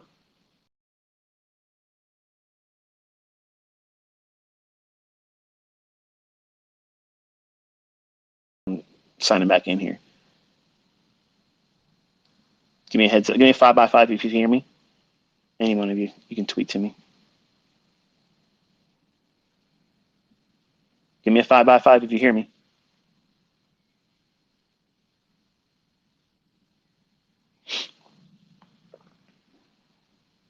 Can you hear me?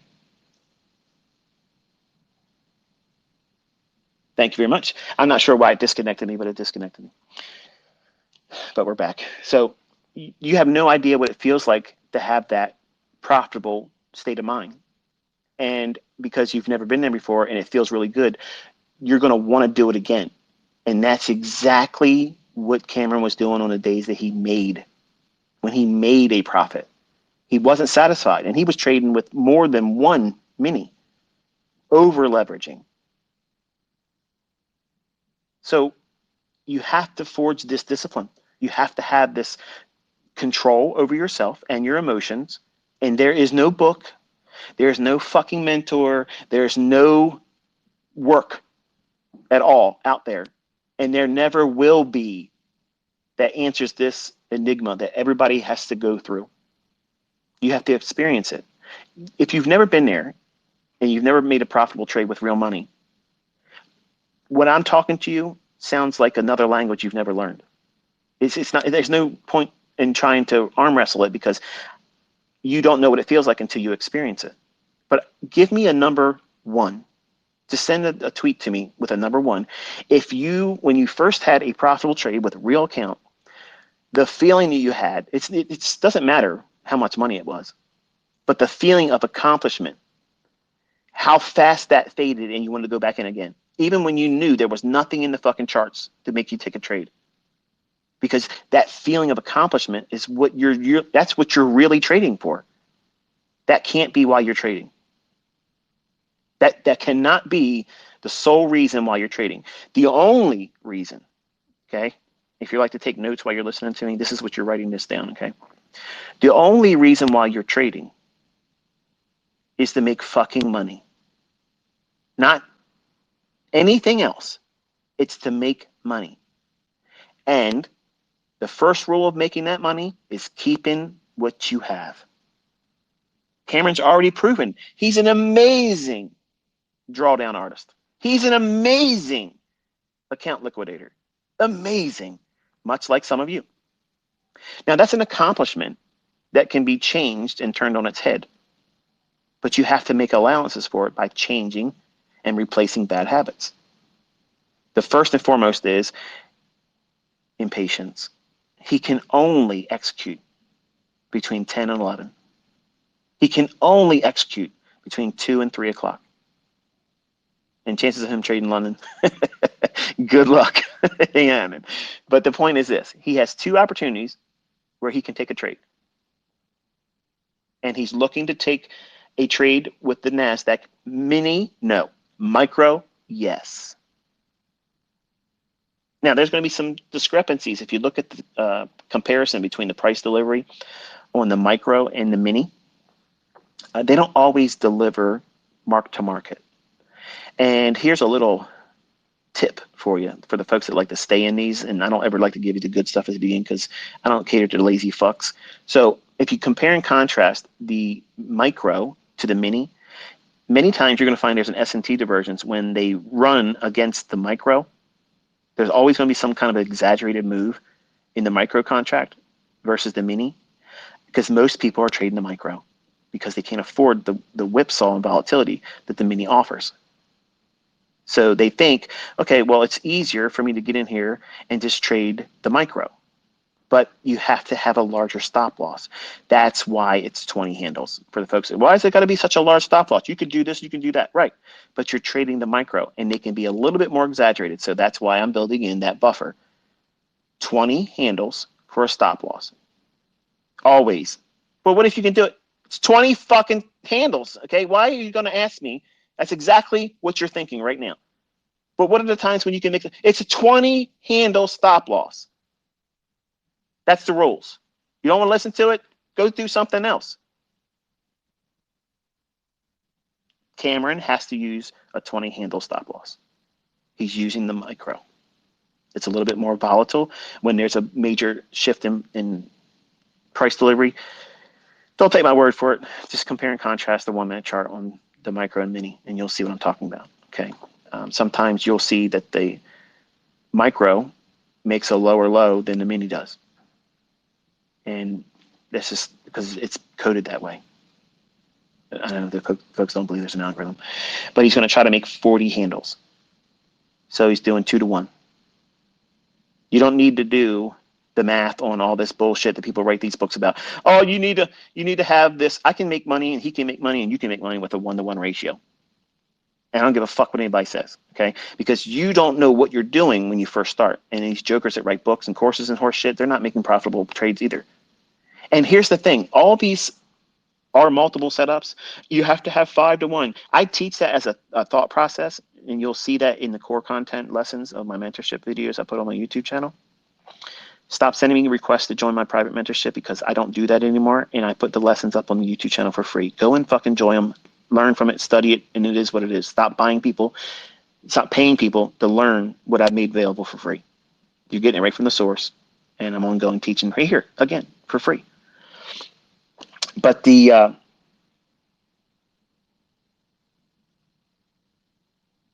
multiples that people say you have to have or you're going to lose, for instance, you got to have 3 to 1 minimum, or your risk of ruin is this, that, and everything. Because they argue that you have to have that type of ratio in your trading where you risk $1 to make $3 minimum. If you can't do that, don't take the trade. Okay, that's a religion. Okay, they say I'm a cult leader and I'm running a cult here. Okay, I'm going to turn this shit around on you. If you think that you have to have a 3 to 1 to make money, you're a fucking clown. Okay, because what you're saying is you're ignoring the idea that you know or don't know the outcome of the next series of 5 trades. Even with that 3 to 1, you're assuming that you can't have a fucking losing streak of 10 trades. Think about it. When I was coming up, I had that. And I had a model that worked because I was trying to push the button more times than I should have. That's the part. That's the thing. That's the real troll in your trading. The impulsiveness. The times that you want to push it faster than it really is in the chart. That's where the real work is. And that means knowing where the price is going. Why should it behave that time? That's why I have time aspects to my trading. I cut out all the bullshit. And like I was showing you the other day with the FOMC rate announcement thing, why don't I trade those days? Why don't I tell my students to trade those days? Because the absence of precision, how else plainer does it need to be? They're highly manipulated at that time, just like non-farm payroll, just like CPI. You know, these big events, they're highly manipulated. So there's manual intervention, and you can't trust your chart. I don't trust mine. So you have to wait for that initial sandstorm to pass and then go in there and do your business. But you don't think that way until you've been burned lots of times and lose money. But once you have learned how to keep that from happening again and the effects of having lost money, you will appreciate sound logic and rules. I don't have a problem with rules. I'm a rule-based, principle-based thinker. I have protocols, procedures. I have a routine that I follow. There's a method behind my madness. Even though it may seem like it's scatterbrained, I know exactly what the fuck I'm doing, when I'm doing it, and many times weeks and months before I even do it. Do you have to be that fanatical about it? No. So to remove all the bullshit that people say about me and what I teach, I have literally gave you a 60-minute interval 3 times a day where you can look for a setup. The setup requires you to know where the draw on liquidity is. You don't even need to know the bias on the day. Like, you don't need that. Just look at where we have come prior to that time. Is it more likely, because we've been going up, who's profitable? The longs. Okay. Is there a relative equal lows? Is there a singular low that hasn't been traded to yet? Because even if the day is going to be higher, they're likely to see it do what? Retrace, run some stops, and then accumulate those sell stops and go long. Smart money would be long, and then run the daily range higher, even still. Like, you don't need a bias. But to help you understand, to be principally oriented, have a rule-based idea, you should be focusing on developing a bias, because there's going to be days where you don't want to trade. You don't want to trade. And I teach you that. They're very generic days. They're not hiding from you. And when I talk about it on Twitter, oh, this is a day I'm not really excited about, or this is something I wouldn't touch. Otherwise, it's very static days. Days right before non-farm payroll, any FOMC day. Don't trade ahead of CPI, but after CPI, you can trade it. I mean, it's not rocket science. But many of you don't want to be told, don't do this. And many of you don't like to be told what to do. You come here, you listen to me talk, you talk about trading, you teach, you give things, you got students that are making real fucking money, you're showing executions that prove the concept, but you don't want to listen to the logic I share.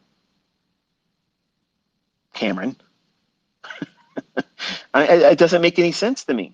Like, why even fucking listen to me at all? Why?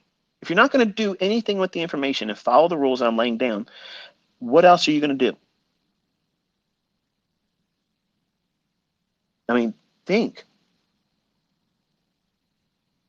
The details, if you study them, you will see the method works. If you take a losing trade, guess what it does? The minimum.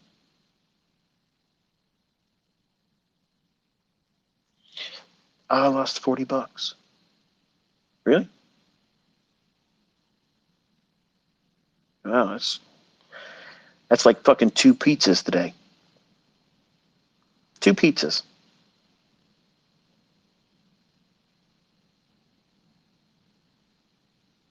Yes, your stop loss is 5 handles to make 10 handles. This model is slated and slanted a little bit heavier towards NASDAQ trading.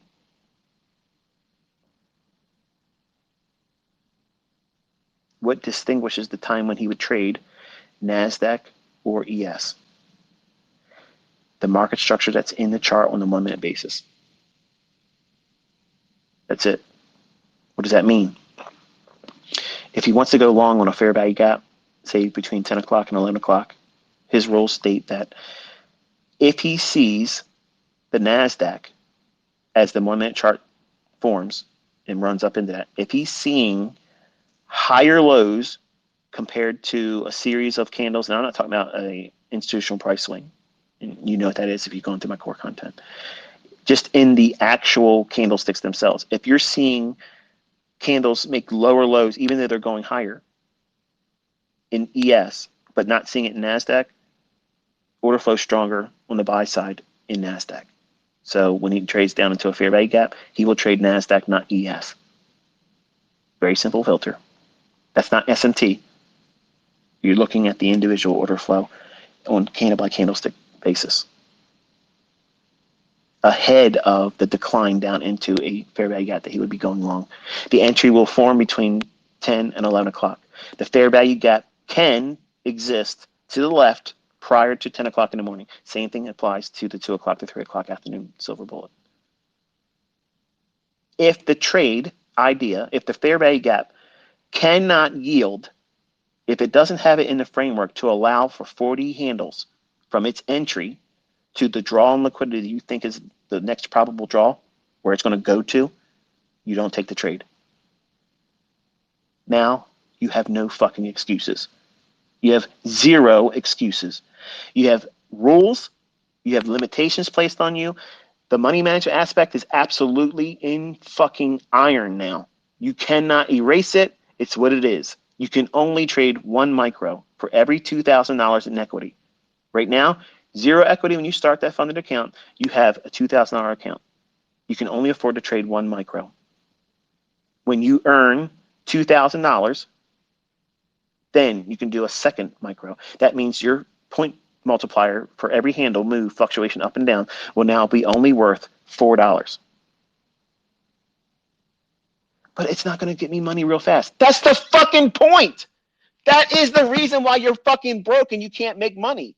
You're trying to do something that you can't do yet. Trade larger. It's not about fucking size. It's about quality. The quality of trade setup and the quality of execution and the quality of risk management. That's the fucking game here, okay? That's what everybody that's making money is doing. They're not telling you to fucking trade with 15 contracts. They're not telling you to trade with 5 contracts to do it better for you. It's there so you can blow the fuck out and pay reset fees, because there's a lot of fucking students that I'm going to be making over this year that's going to be coming for fucking payouts, and they need that money.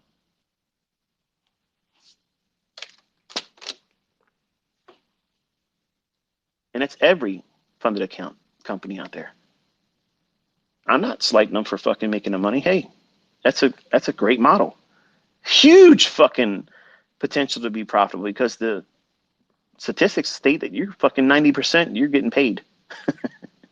And then you might have this aberration once in a while where you have to pay out to somebody.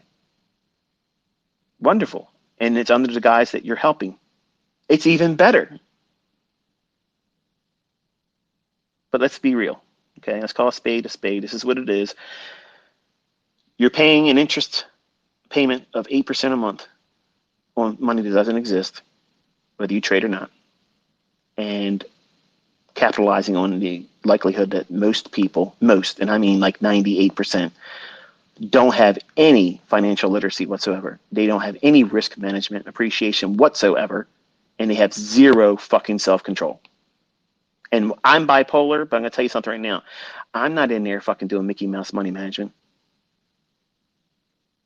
If you see me taking 6 contracts, 4 contracts in a partial entry on a pyramid, I can afford to do those types of trades. You don't see me out there doing 50 fucking contracts of gold and 50 contracts when it moves one more tick away from the price, and 50 contracts more on a fucking fake ass MT4 bullshit.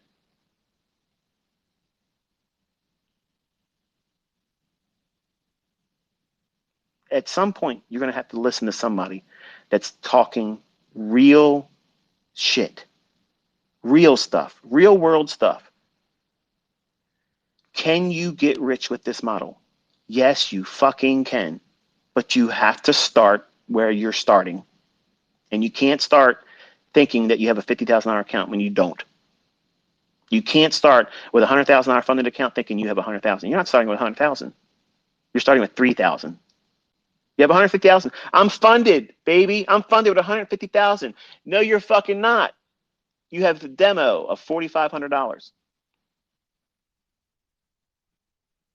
You know what it's like with a demo account. You can trade 25 contracts. Your broker wouldn't allow it, but hey, it's fun, right? Well, these companies promise to be able to pay you up to 90% if you're right and you're in that funded account. Wonderful. I don't give a fuck what the parameters are, how many days you can be profitable. The intention is he's getting one withdrawal. That's it.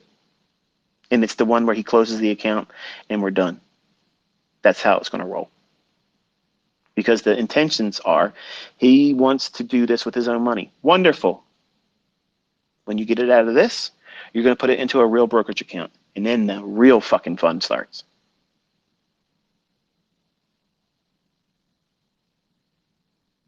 But he has less than $1,000 a month in expenses. His ends are literally less than $740 a month. That's not going to stay that way. In 4 years, it won't be that, right? When he has his girlfriend coming home from college and whatever life changes he's implemented to get himself in a more of an adult-minded, position to be with her, in a more formal way. He has to put the work in, and you can't think that less than $1,000 is practical for an adult living with someone else, especially someone that's going to be a professional in the working, community as a veterinarian, assuming that she's successful at it. So maybe you didn't give it any thought, but what happens if he loses? Say he gets up to the point where he can trade now 2 micro accounts, or micro contracts rather, and he's trading with $4 per point in the NASDAQ. But then he drops below that $4,000 cushion of his initial $2,000 in the account, but only $2,000 in equity that he's made. So let's put it in perspective. It would look like this in your combine or profitable account, 52,000. As long as the 52,000 is showing on the account, he can trade 2 micro contracts. If he dips down and closes a trade, whether by stop loss or physically manually closing it, and it's below 52,000, he has to trade 1 micro until he gets back to 52,000. Then when it gets to 54,000, he can trade with 3 micro contracts. If he drops below 54,000, he drops down to 2 micro contracts. That's the rules. But he can't, I don't give a fuck what he can and can't in your mind. I already know, as long as he listens, he will. Can't ain't even fucking part of this. I've already entered the chat. ICT is in this now. The boy's getting where he's got to get, either by a boot in his ass, or it's going to be a little bit longer duration, but he's not working the rest of his life. Okay? I'm going to see to that. He's done it wrong. Wonderful. Now he's got fucking scar tissue. If I'm going to be a good mentor, if I'm a good mentor, I'm a good dad or whatever you want to call it, he won't be working. Okay? That's how I'm looking at it. But I need him to have a mind shift. Change, where it changes the way he views things. Because in his mind, as long as he's got money to afford a new reset, he's not going to quit. At some point, how many are you going to do before you're like, this is fucking stupid? In my mind, it was way past that. Way, way, way past that. But all of you out there that are trying to trade, and you're trying to trade with mini contracts or multiple mini contracts, and you're thinking, I'm doing this right, this is so great, blah, blah. What you're experiencing is over leveraged luck. That's what that is. And that shit ends abruptly. And the harm that you do to yourself psychologically and emotionally when it happens, it's so hard to work through. What do I mean by that? Well, when you're trading and you're trading with big money, number one, it's stressful as shit. Extremely stressful. You can't tell me that you're focusing on price action or your model while you're in that trade that's over leveraged.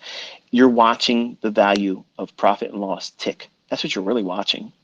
And every time it ticks up $1,000 more, $1,500 more, $2,000 more because you're over leveraged, you're buzzing.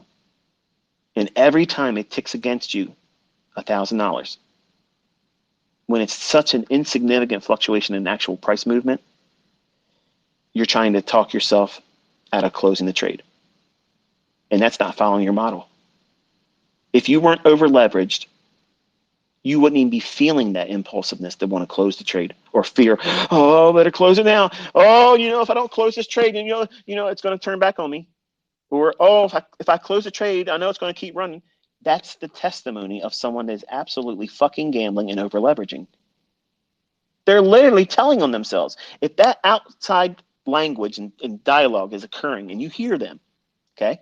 If you hear them saying it, you watch them, some of them are on YouTube doing it, when they do that, they are literally removing all fucking doubt that they're gambling, they have no fucking control of themselves, and they're over leveraged to the fucking gills. That is not a fucking sound trader. That is a gambler. That's the equivalent of the person that goes maybe once or twice a year, flies out on comps to Las Vegas and loses more money, but swears up and down they had a great fucking time. Thank you for not using any lube on me. I'll be back next year. Make sure you give me another free rental room. I'm going to come here with more money next year. Great time in Las Vegas. They say everything in Las Vegas stays in Las Vegas. That mindset needs to fucking stay there. And don't go back out there. Do something where they have the odds in your favor, because that shit ain't it. In trading, some of you are you're trading just like Las Vegas. Well, all I got to do is reset. Eventually, I'm going to get that 15 contracts and hold for a 100-point move. It's going to happen. The fuck it's going to happen. Okay, it's not going to happen because everything you're doing is going to ensure that it doesn't. You're increasing the amount of adrenaline and cortisol pulsating through your body while you're watching something with the hopes that you don't fail, when if you would have traded with the proper leverage, it doesn't fucking matter if it turns on you.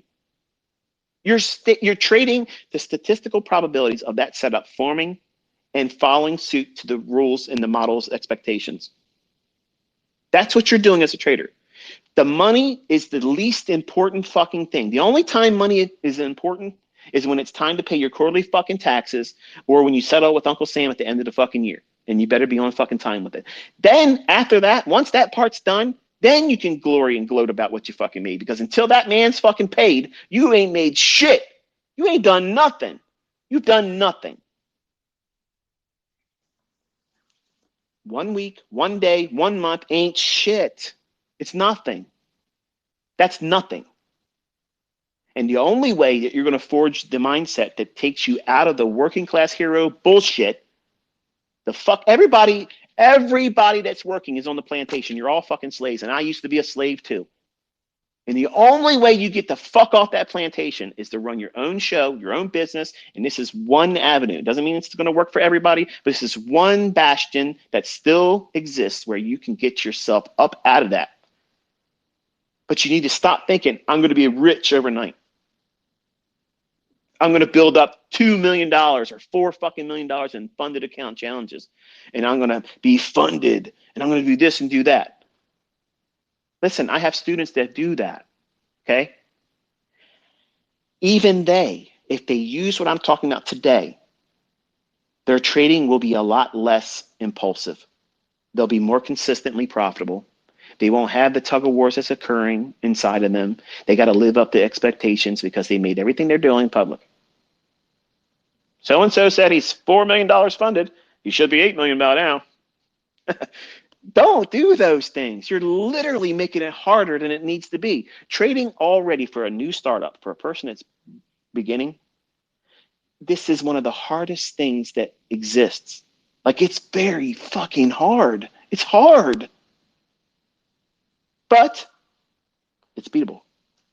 And you have to do everything opposite to what you think this industry tells you should do. Try to get money real fast. Try to get rich real quick. Try to over leverage. You only make money with big positions. You can't get rich trading small. Bullshit. These are fucking people that are working 2 fucking jobs, hoping you're going to buy their bullshit online. So they don't have to fucking work their second part-time job because they sure as fuck ain't making it in the fucking market. Where are the fucking results? Just getting a funded certificate is nothing. You can't fucking buy groceries with that. You can't fill your gas tank with it. You can't make your ends meet with that. You have to have visibility past that. And so many of you young folks are only seeing just that. And you think something magical is going to happen when you get to that funded account. You know it is. It's going to be fucking funny. Something magically happens. Your give a fuck is going to go through the fucking roof because now you're going to be scared shitless about every trade you take. Because the combine is, oh, I'll just reset it. No. No. Because now at the funded level, it's not just reset that bitch. It's, oh, I got to reset, get the combine done, and then go back into that funded account position all over again. And chances are, if you're learning anything from all that, is next to nothing. Because you haven't controlled yourself. You have not presented a rule-based routine, a protocol that you have to follow. And the number one thing that you have to do is remove the interest in making a lot of money fast. Everybody fucking blows it doing that. That's the surefire fucking guaranteed approach that you're going to blow your shit, blow your account, fail as a fucking trader when you're trying to push too fucking hard too fast. You're telling me some guy walks up to you every fucking week, gives you $80 3 times a fucking week. You're going to give that guy a middle finger and say, fuck you, man. Don't you ever come up to me again and give me that fucking $80. I just gave that to you here. I just told you exactly how to beat the shit out of these funded accounts. Every company out there.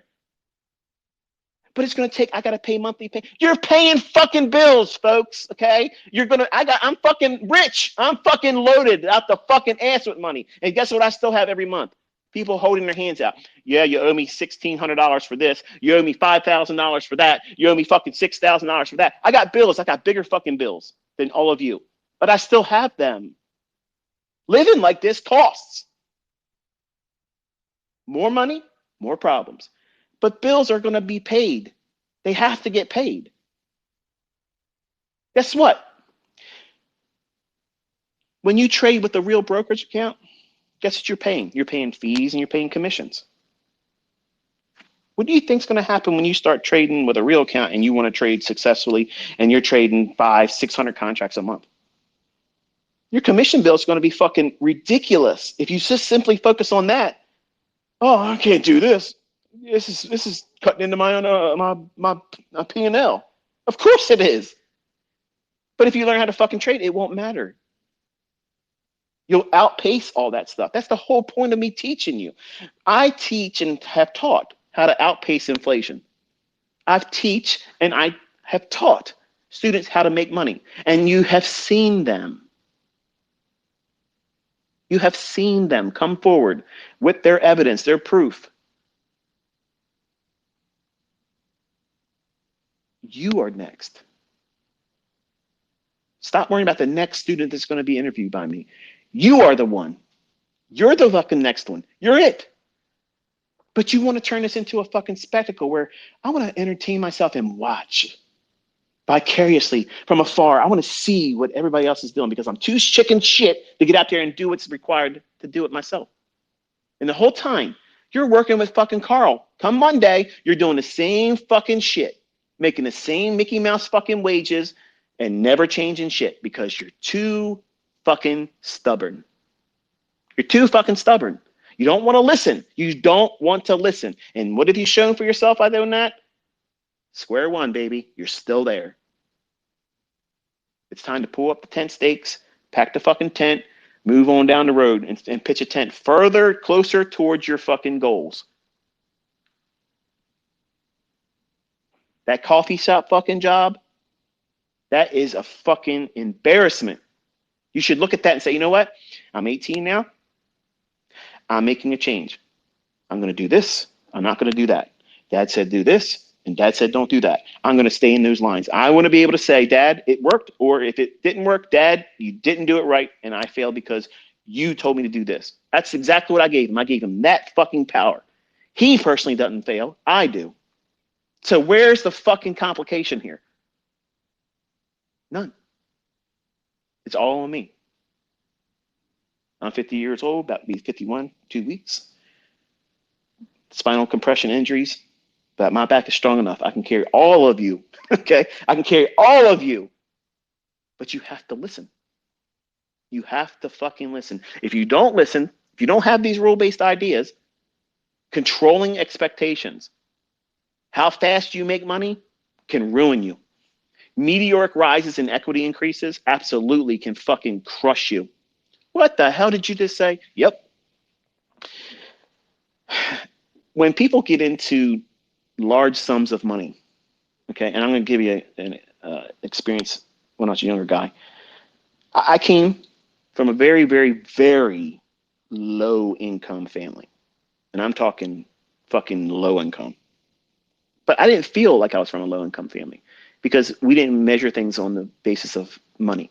We were a family, dysfunctional, a lot of drunks and alcoholics in my family, which was the reason why I don't drink and I don't do those types of things, because I watched what it did to their lives.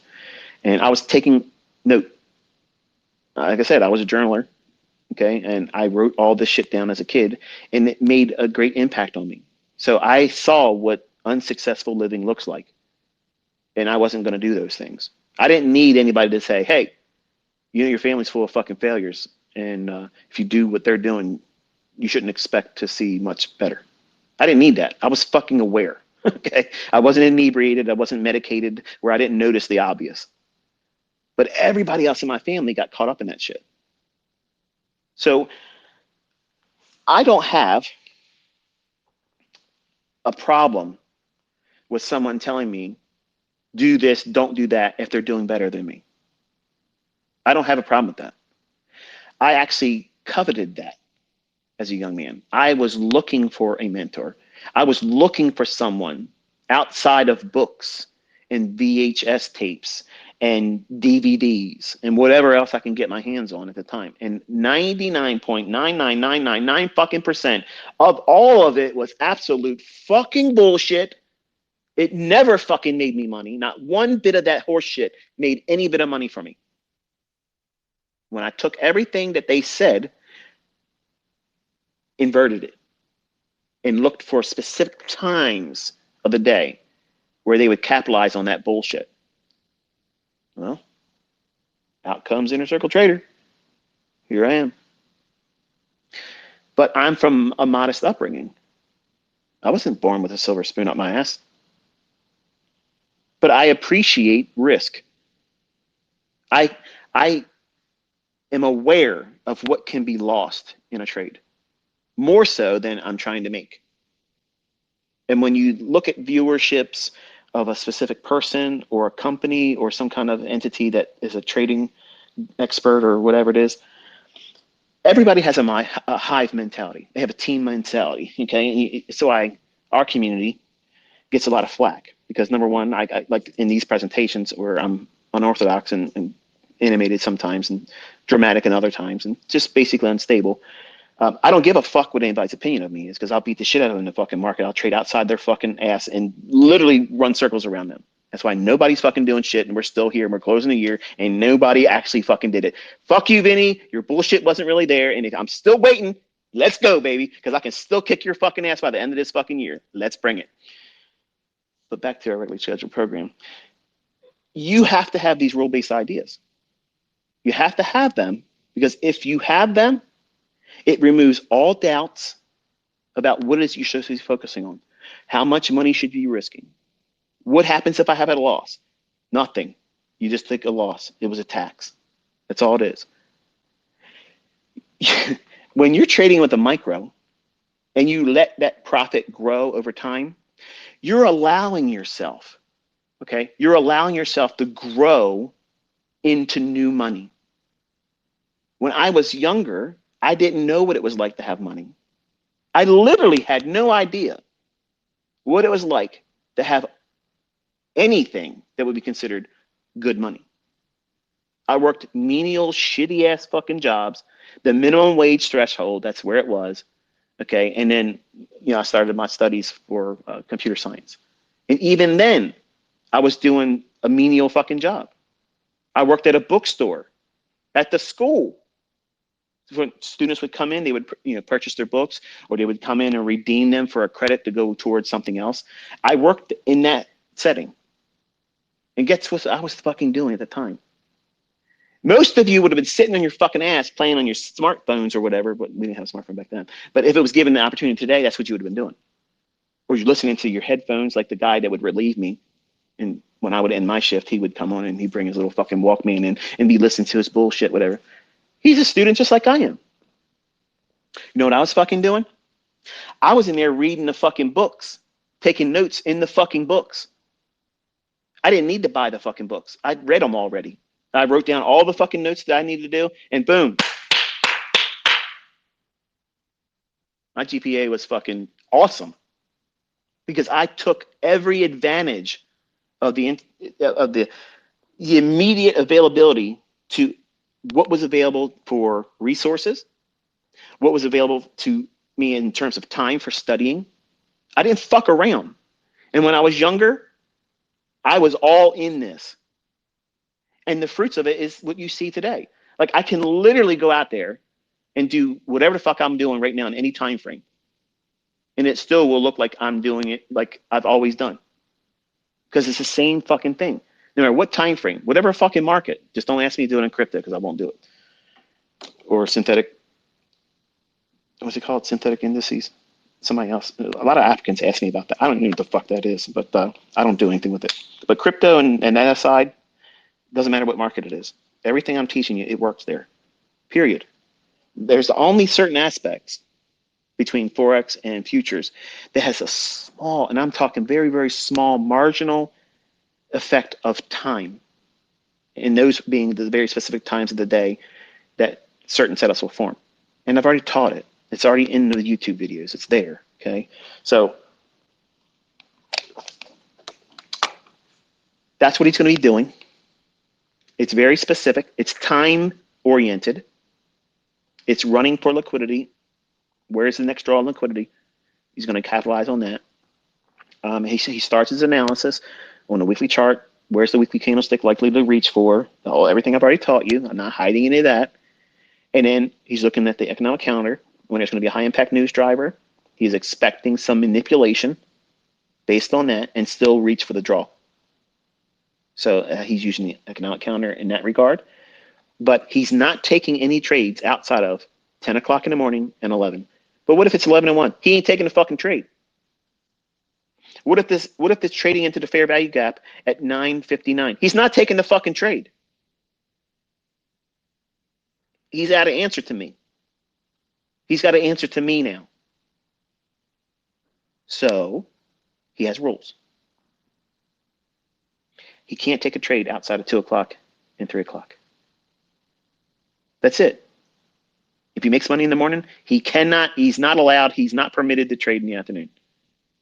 If he doesn't find a setup in the morning, he can look for one in the afternoon.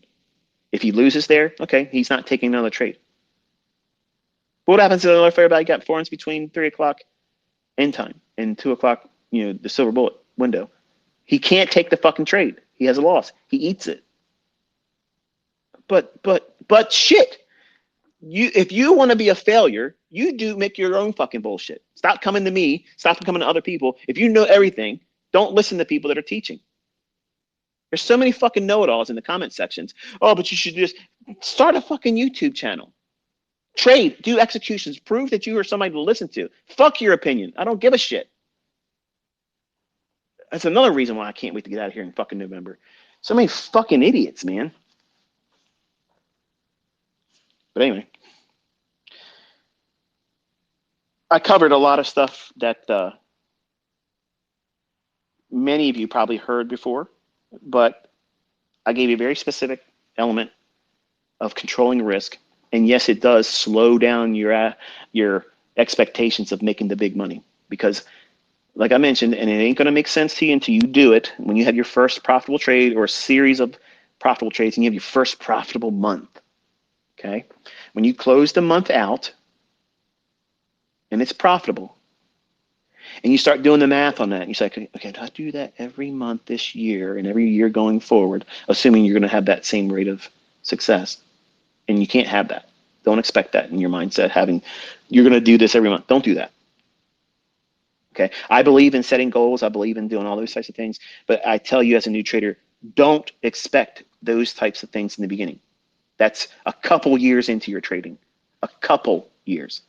Do I think after a year to 18 months that someone can consistently do 6% per month? Absolutely. Absolutely.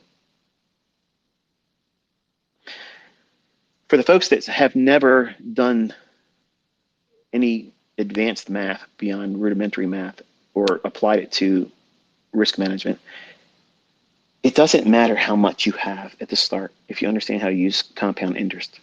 Compound interest in the hands of someone that's capable, all you have to do is find something that repeats, that's measurable, just has a statistical probability of repeating more times than not in the future, and you have a fixed position in terms of how much money you can lose. Now, I'm saying that with quotations in the air with my fingers, okay?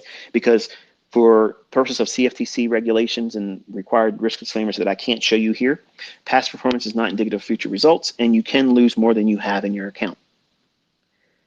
Putting that aside, because that's reality, you're opening yourself up to risk by having that specific number of handles of stop loss. In my son's case, I told him his model needs to be 20 handles. That allows for a lot of wiggle room.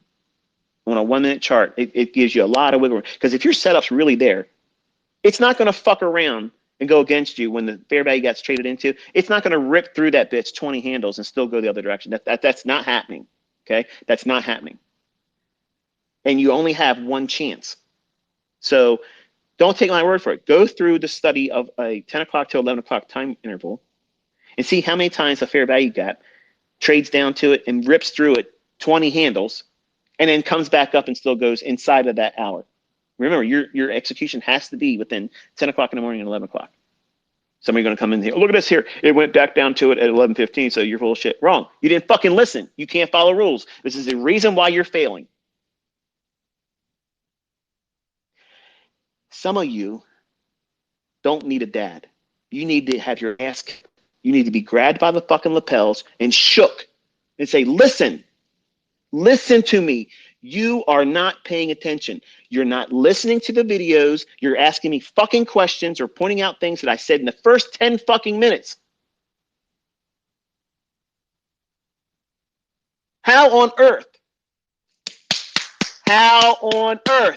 do you expect to beat these fucking institutions that run this shit if you can't even pay attention to a fucking lecture? You have to block out all the bullshit. You got to get focused, dialed the fuck in. It's not going to happen overnight. It ain't going to be easy for a lot of you. But once you get this understanding, the work's over. You just have to implement it. But you got to have rules. You have to have rules. You have to stick to that rules of engagement. If you don't stick to it, you're going to fucking lose money. And you're going to lose money to the degree where you end up losing your account. And guess what happens then? You have a hard decision. Do you start all over again, or do you pack it in and say, it ain't for me? If you have done the work of trying to trade, okay? If you tried to study how to trade and you tried to trade with money before you were ready, and because you failed by trying to trade with real money, and you do not have minimum 6 months of consistency with a rule-based idea using what I've taught or anybody else's bullshit, and you're saying because you lost money with a real account, you're done, you're quitting, you're not a fucking trader. You're doing the best thing for yourself. You're absolutely making the best decision for yourself. But if you have 6 months of real data where you followed a rule-based idea, you were managing risk, you're not in there fucking playing cowboy, maximum leverage and trying to see what happens. Because when you do that maximum leverage shit, number one, you can't do that consistently with live funds and expect to survive it. You can't. Nobody can fucking do that as a new trader. You can't do it. You're not going to be the person that does it, okay? And trust me when I'm telling you that with love and sincerity. I'm not trying to tell you you're fucking stupid or a moron. I'm saying that you literally are not equipped to do that, because if you've never made money with maximum leverage and you've never seen that kind of profit come into your hands, it literally causes you to go fucking stupid, like crazy. Like you think you see everything in a chart now, and your impulsiveness, and because you're hopped up. That when I say you're hopped up on goofballs, it's just a funny expression for me to explain to you that you've lost all sense of rational thinking. You have the feeling, imagine you won the lottery and it was the 750 million or $1 billion bullshit that they say that exists, and you won that. Try to describe what that might feel. You can't even come close to it because you're never going to be there. But the person that would be there, they're euphoric. They're out of their fucking mind. And that feeling, because you've never been there before, will make you think that you are better than you really are, and you're going to go in there and do the same thing again when there ain't a setup. Somebody with a rule-based idea, a rule-based protocol to trading and assuming risk and managing that risk appropriately will say, I've done my executions, I've entered and ended the trade, I'm done. My rules say I can only do one setup. I don't give a fuck how much it runs. There's going to be all the people out there, oh, but ICT saying you shouldn't do this and so. Listen, for the fucking people that say that shit, come forward with your fucking results. Okay? Come forward with your fucking results, because nobody's got time for your Mickey Mouse fucking opinions. I sure as fucking don't have the time for it. I got till November. I'm looking at my fucking watch here. We ain't got much fucking time. Bring your shit. Bring your fucking shit or remain silent, because I'm done.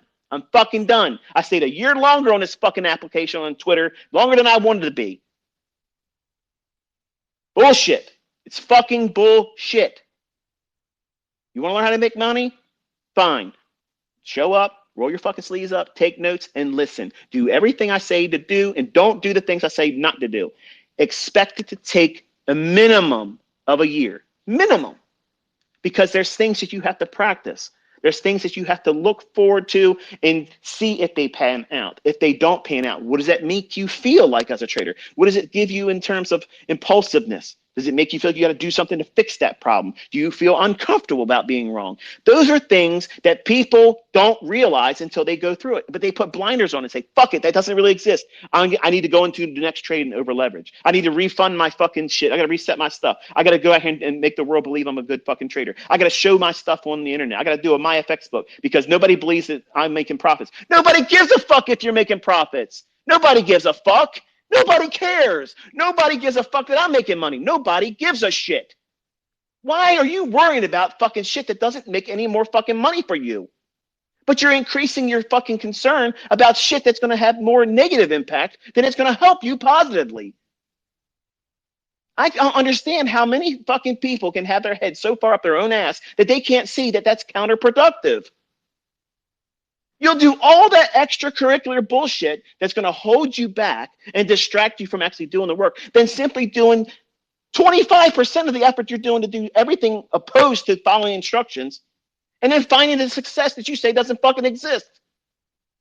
It's asinine. I don't understand. I don't understand why so many fucking people drag their feet. It's for free. It's fucking proven it fucking works. It's proof. Come on. Seriously, why the fuck are you waiting around? Get in there and start. Don't tinker with the fucking rules. Don't bring your bullshit. GAN is not part of this fucking discussion.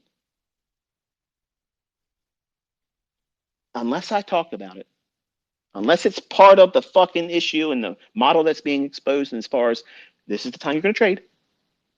This is the time where if you don't have a trade and it's this time of the day, you cannot take a trade. I don't give a fuck if anything happens after that. You can't trade. period. That right there cancels about 75% of you.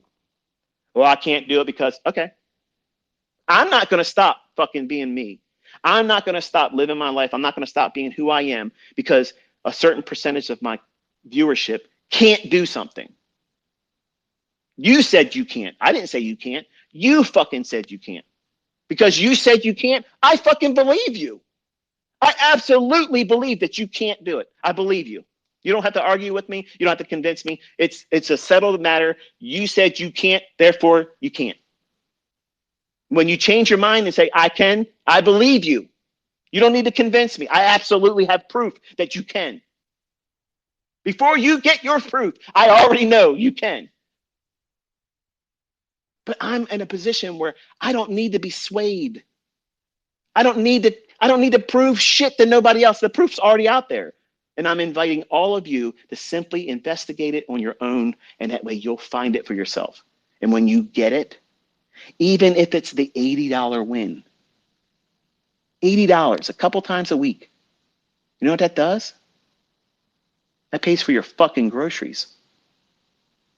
Yeah. It pays for a car payment, maybe a cell phone bill in addition to that. And then what happens over time? Wow. You know, I'm really learning how to do this. I can now apply more effort and more equity. And then you compound that same cookie cutter approach that you've been doing with a micro account, micro contract. Now you're trading minis and eventually dozens of them. And guess what happens then? Your frequency of trading drops. What did you say?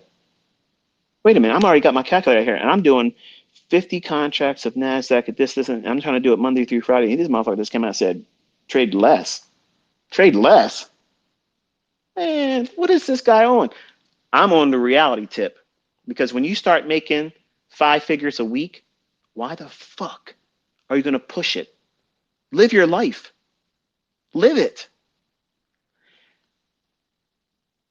Some of you, not all of you, some of you would find the very existence that's going to be absolutely phenomenal for you, and you don't have to make $1 million a year. Many of you think that you have to be a millionaire every year over and over and over again, or you're not successful. That's bullshit. Because the person that finds their income and then a surplus income beyond that, outside of their job, and they no longer need their job and they fire their boss, I'm going to tell you, that's a person that's walking on fucking clouds right now. They're absolutely comfortable inside their own skin. And they're not the ones out here trying to prove it to anybody because they don't give a fuck. They have got a lifestyle now that they are not plugging into social media, which is 90% of horseshit and fucking negativity. They're not giving a fuck if somebody doesn't believe. You think they care who doesn't believe that they're doing what they're doing? They don't even know these people exist that doubt what they do. They don't give a shit.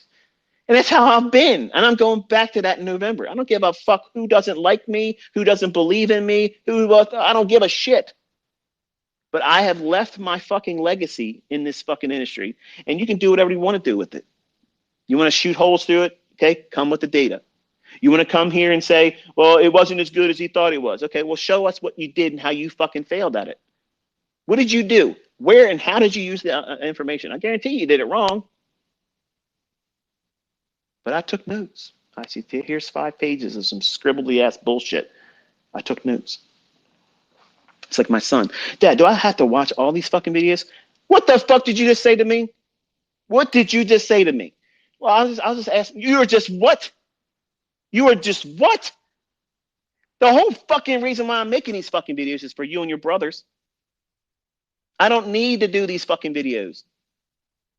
I'm doing it in case something ever happens to me. My mindset, the things that I codified are actually accessible to you. You won't even understand my fucking journals unless you listen to this shit.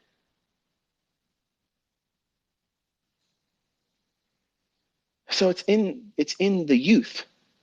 It's not, my son's not even exempt from it. It's just everybody wants it easy. And truth be told, if I believed that it was a easier way, you know, when I was younger, because I already knew it was going to be hard. Like I knew it was going to be hard. And that's why I said, I'm going to give myself 20 years. I'm going to give myself 20 years because it's going to take a long time, making money, lose money, and I'm going to probably mess it up here and there. And I just think that if I get to when I'm 40 and I have $1 million in the bank, I'm set. Now, mind you, I'm thinking I have a house. Doesn't need to be a big house like this one. It just needs to be a house and a car or two, and maybe I have a dog and I have a wife and some kids or whatever, and I'm comfortable. I'm not trying to live above my means. I just don't want to have to work when I'm 40 years old into the grave. That was my plan. That was my goal for myself. It wasn't get rich. It wasn't drive Lamborghinis. It wasn't any of that stuff. It wasn't a jet set life. It was just being able to do whatever I wanted to do when I wanted to do it and not have to worry about, am I going to be able to make my bills if I spend that money? Because I didn't come from rich. I didn't come from that.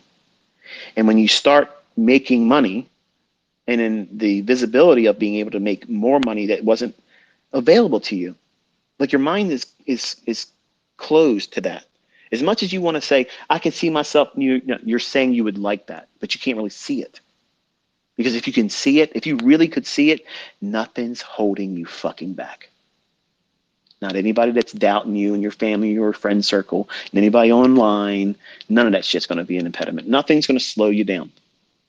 You're not going to hear the bullshit that anybody's going to say about it. And that's exactly what I felt when I was 20. November 5th, 1992 at 9 p.m. on a Thursday evening, I cracked that book open. And when I was done reading it, and you're probably asking for the first time if you're listening for the first time, what book were you reading? It was some piece of shit book written by Ken Roberts. I spent too much money on. It was supposed to be a course on commodity trading. And it was really just an introduction, very, very oversimplification of something that would have otherwise been useless to anyone. But some people have made money with it. And it was just one of those things where they got lucky. It was a big move. And he taught long-term daily chart trading where you hold on to a position for weeks and maybe a couple months, which that doesn't fit me. But when I finished that book, I had a new appreciation for money, number one. And two, it gave me an exit. Because at that moment, I was thinking, I really want to be able to use my education and be a systems analyst and basically work with programmers and work for companies that they have a function they need done, and work with an IT group and say, okay, this is what they need, and we got to go through and make this for this company. So that was what I wanted to do, and I no longer wanted to do that. November 5th, 1992, at 11:30, I was literally excited about something I barely knew anything about. And how many times my uncle brought it up when I was a younger teenager. I was 14, 15, 16 years old every Sunday. Richest people in the world trade futures and options, Michael. Like I was being conditioned. I was being primed. So I know the Lord had this for me. Like he had every intentions of me being who I am. The failures I've had is where I've allowed my instabilities, somebody that's bipolar, I don't always come across in an articulate manner. Sometimes I use language that isn't very, well, easy on the ears. And I'll swing from one way or the other. But there's no denying that what he's laid in my hands is absolutely the closest thing to a holy grail than there's ever been. The problem is you're going to want to use it more times than you should. It's kind of like when you're a teenager and you discovered sex for the first time. Man, that was great. Let's do it again. Let's do it again. Let's do it again. And some of you men still feel that way. Maybe the ladies too, but you have to have a time and place to do it. And you have to be able to use protection Okay. Otherwise, you're going to multiply losing trades, and nobody wants a lot of unwanted children that the broken family will many times victimize. And I was from a fractured family. So I grew up in this world with a chip on my shoulder. I wanted to prove that even though my parents didn't want anything to do with me, I'm going to make them regret that. Even still today, they don't give a fuck. Like you would think, hey, Michael, this is crazy what you were able to do. Wow. Not one thing like that, nothing like that. But they both had their hand out for money though. My son has the best, the best fucking cheerleader he would ever fucking have. Because I've been where all of you are and less than. I've been homeless. I was sleeping in a Mustang with my oldest son, laying in the front seat, no car seat. I was broke. Broke. Yeah. Filed bankruptcy in 1998 just to fucking go into a courtroom to tell his mother, I don't have any money. That's the extent I was willing to go. My son, who this whole presentation was about and circled around, doesn't have that problem. He has someone that is absolutely available all the time, wants to absolutely spend every waking fucking minute building him up. I don't know any of you. And Alex, by the way, I have no availability to go to Miami. I appreciate your invite. I did get your email, but I'm also reminding everyone I am not trying to be a celebrity. I don't want to go on people's shows. I don't want to. I had people calling me literally wanting to be on talk shows. I don't want to be on any of that stuff. I don't want to be none of that stuff. I don't want to be a celebrity. If I wanted that shit, I wouldn't be leaving in November. I'm anticipating with a great deal of excitement my leaving of social media in November. So I want you to understand it's not a knock against you, Alex. I'm very proud of what you've been able to do, but I don't want to be in that setting. I'm uncomfortable with it. I don't want to have that type of climate around me, and I'll be watching whatever you do, and with a great deal of pride in what you've been able to accomplish. But I don't want to. I don't want to waste more time away from my kids because I have a little bit of interest in the trading aspect on two of them right now. And because of that, my youngest, is now asking me questions. So he spent time with me in 3 days, and we were watching price, and he actually watched me live trade it. Real money, by the way, not demo. So that inspired him. So I really want to take the advantages of not having all of this time invested in all of you, which I have absolutely enjoyed. I've loved it. I've loved being able to share this with you. I've loved the time spent with all of you. I've loved to see the results that some of you actually went out and did what I told you to do, and you're amazing, amazing results. A lot of you are still shy, and I'm sure once I'm gone, there'll be a void there where people will say, well, this is where I'm coming out, and I'm going to show everybody this, and this is what I've done. And that's great. I'll watch you. I'm going to cheerlead you from afar. But I don't even know you. And look what I'm willing to do for you. How much more do you think I'm going to do for my own kids? I have been wanting this my entire adult life, and I have it now. And some of you are literally writing me fucking emails telling me I'm selfish, I'm ignorant because I'm not willing to still teach. I'm not doing some secret fucking paid mentorship. You know what I'm doing? I'm investing my time, energy, and whatever the Lord gives me into my children. I have already left you more than enough. But now I have exactly what I've been waiting for. My own children have an interest in doing this. I would hate to waste that opportunity. Look back and say, you know what? I spent too many times doing several hours on a Twitter space where most of you didn't even appreciate the fucking time I'm investing in all of you. This is being recorded like this because that way it's not like a conversation when you have with your kid. Remember the last time you had a conversation with your parents and they were trying to tell you what you should and shouldn't do?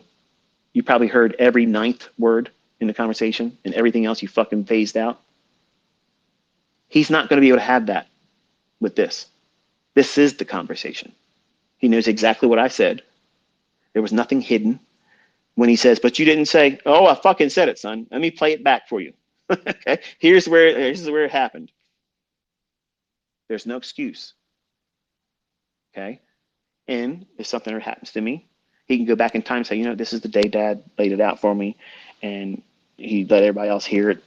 And while some of you think that this is something that I shouldn't do, I get on here and I talk about my kids, or I talk about whatever happens in my personal life. I don't sit down and aim to bring all that stuff out, but because I just don't have a filter, it just comes out. And I don't care if it offends you or if it feels like it's wasting your time, because I don't give a fuck. Okay, I don't care. I'm doing what I have to do while I'm doing it, and this is the best way I can do it. I can't do it better. I don't know how to do it better. I'm not capable of doing it better. So therefore, this is the way it is. And if you don't like it, if it doesn't resonate with you, I'm sorry. It's not like I didn't try. I have tried for years to help all of you. And if it didn't work for you, I will hope you find something else that works. If trading has bit you, I know what it feels like to have that. And you just can't leave it. In the first couple of years of my existence as a trader, I was just like that. It was like a toxic relationship I couldn't let go of. But when you finally go through marriage counseling with yourself and you fix all the problems that you have, that's what happened for me. I was the one holding it all back. It was me, over leveraging, over trading, trying to find setups that really wasn't there, forcing my will in the trade, taking my external desires of either depression or embarrassment because my first wife left me for an older man.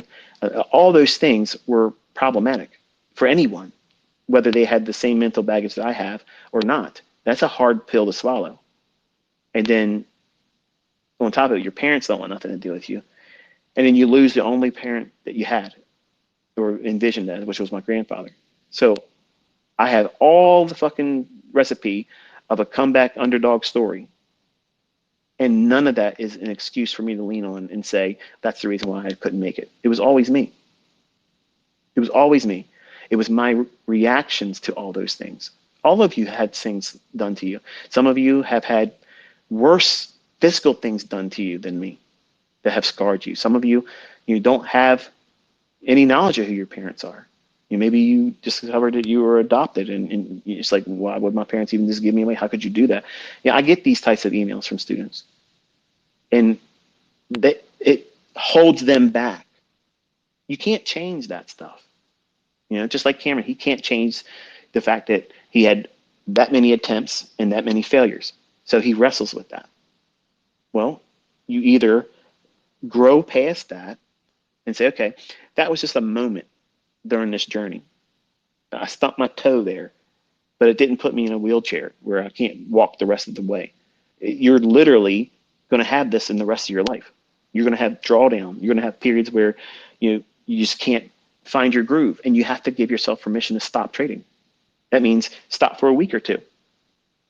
Don't try to push it really hard, and don't take external reasons for you to want to feel better about yourself or mask an uncomfortable situation you may be going through in your personal life. Maybe a divorce, maybe it could be a number of things. Whatever it is that's making you feel like you need some kind of distraction from that pain or that misery, the worst thing you can do is take that to the marketplace and say, here, reward me for doing this and make me feel better. Like you're picking up the charts and rubbing it like a genie in a lamp, and like, answer my wishes, do my bidding, answer to my will. And you're not even looking at it objectively when you're like that. You're in pain. You need some kind of, like I said, perfect distraction. And I was doing that in the beginning. That's most of what I was doing every single time I traded. And it's something you don't identify until you hit rock bottom. Not once, not twice, but a few times. And if you still feel like you want to be here trying to learn how to do this, you are a trader. You just haven't found your consistency or the model that fits you yet. Anybody that says, I quit, I'm not doing this, but you can't imagine living life without doing this, you're lying to yourself. You're lying to yourself. So just admit the fact that you're at a point right now, you're frustrated, and that's normal. I quit dozens of times when I was younger, but really that was a code word for I need a break. And that break only was long enough until I had enough money to put back into the account. It's the way it was, folks. That's exactly what it was. And you should be encouraged by that. Because I don't want to be the catalyst to talk anybody out of doing this, because I think this is one of the last best opportunities to become extremely comfortable, but with the potential to make whatever you want to make. But you have to be comfortable accepting periods where you lose money. And it might be a series of them. And if you can't control yourself, if you can't identify the fact that, okay, I had a losing trade, I want to get that back. I'm mad. I'm regretful. I didn't see it like I should have. Okay. Is that the proper state of mind before you put on a new trade? Fuck no. So you stop.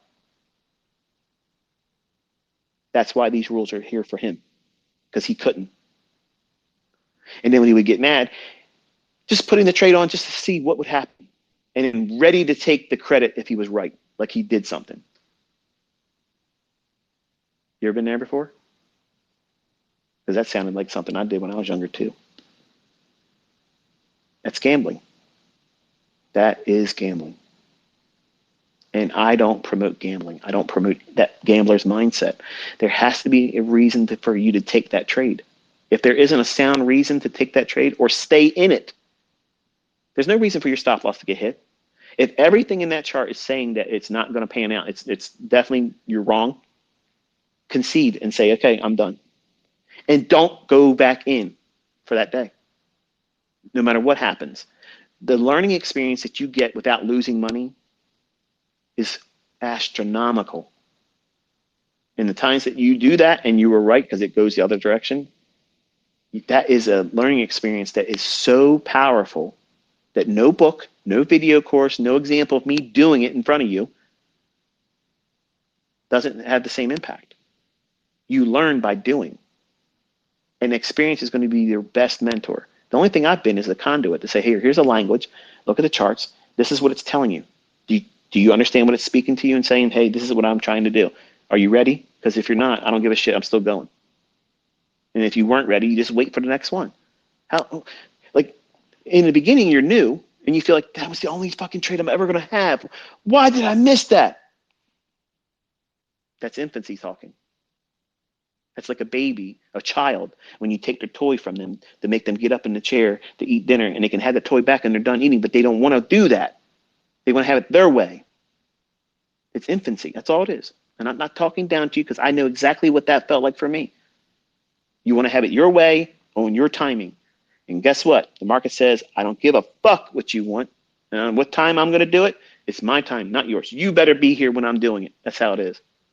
So to remove all the ambiguity, all the guesswork, he has a start time. He has to be in front of his computer at 9:45 or on his phone checking it at 9:45. He has to be on duty until 10:59. Because at 11 o'clock, his shift is over. Now, if he's in a trade and it's going past 11 o'clock, he hasn't hit his target, he still holds it. But the initial entry, that execution has to happen between 10 o'clock in the morning to 11 o'clock. At 11 o'clock, to me, I don't want him to take that trade. But at 10:59, he can. Well, why would you have the rule like that? Because that's how strict I am. I want him only on that time. I don't want him looking at anything past 11 o'clock. That tells you I have pressed on you the importance of that hour. There's something going on in that hour that I can't tell you, but this pattern, this model, this approach to trading capitalizes on it. And this is the closest fucking thing I could get you to it without telling it and getting myself in trouble. And it's the same thing is happening at 2 o'clock to 3 o'clock in the afternoon. And it's the same fucking thing that's happening at 3 o'clock in the morning and 4 o'clock in the morning, New York local time. It's algorithmic. It's doing something it was going to do regardless of how many people buy and sell. Period. End of story. That's all I'm going to say about it. But anyway, I have a Saturday to get back to, and I have these little baby puppies that I am absolutely in love with and I'm having such a blast with. And they already know their names. Um, it's really, really important that you train them right away and you reinforce. Like I treat them with real chicken. We take chicken and we boil it and cut up into small little pieces. And for the folks that want to hear about trading and stuff, yeah, I'm done doing all that now. I'm going to spend about 5 minutes and talk about personal shit so you can sign off and whatever. But the folks that want to hear just the personal stuff, not that it's all that important, but I feel like sharing it. It's important that you imprint on them early on and you reward them with something that, number one, because we got them from the breeder, breeders only give them kibble. So we give our dogs a natural diet, real food, real meats, coconut oil. We really spend way more than anybody would probably do for their pets, but we treat them very, very well. And calling them by their name separate, like we have two of them, you have to segregate them and work with them one at a time. And by calling their name and saying like come and having a piece of chicken in your hand, the mannerism of you laying your hand lower, calling them by name and telling them come, it teaches them to recognize their name. So already when they're outside playing, if I say, Scout, come, and they're roughhousing, she'll break, find me with her eyes, and then run to me. And she's looking for my hand to come down. And I'll have a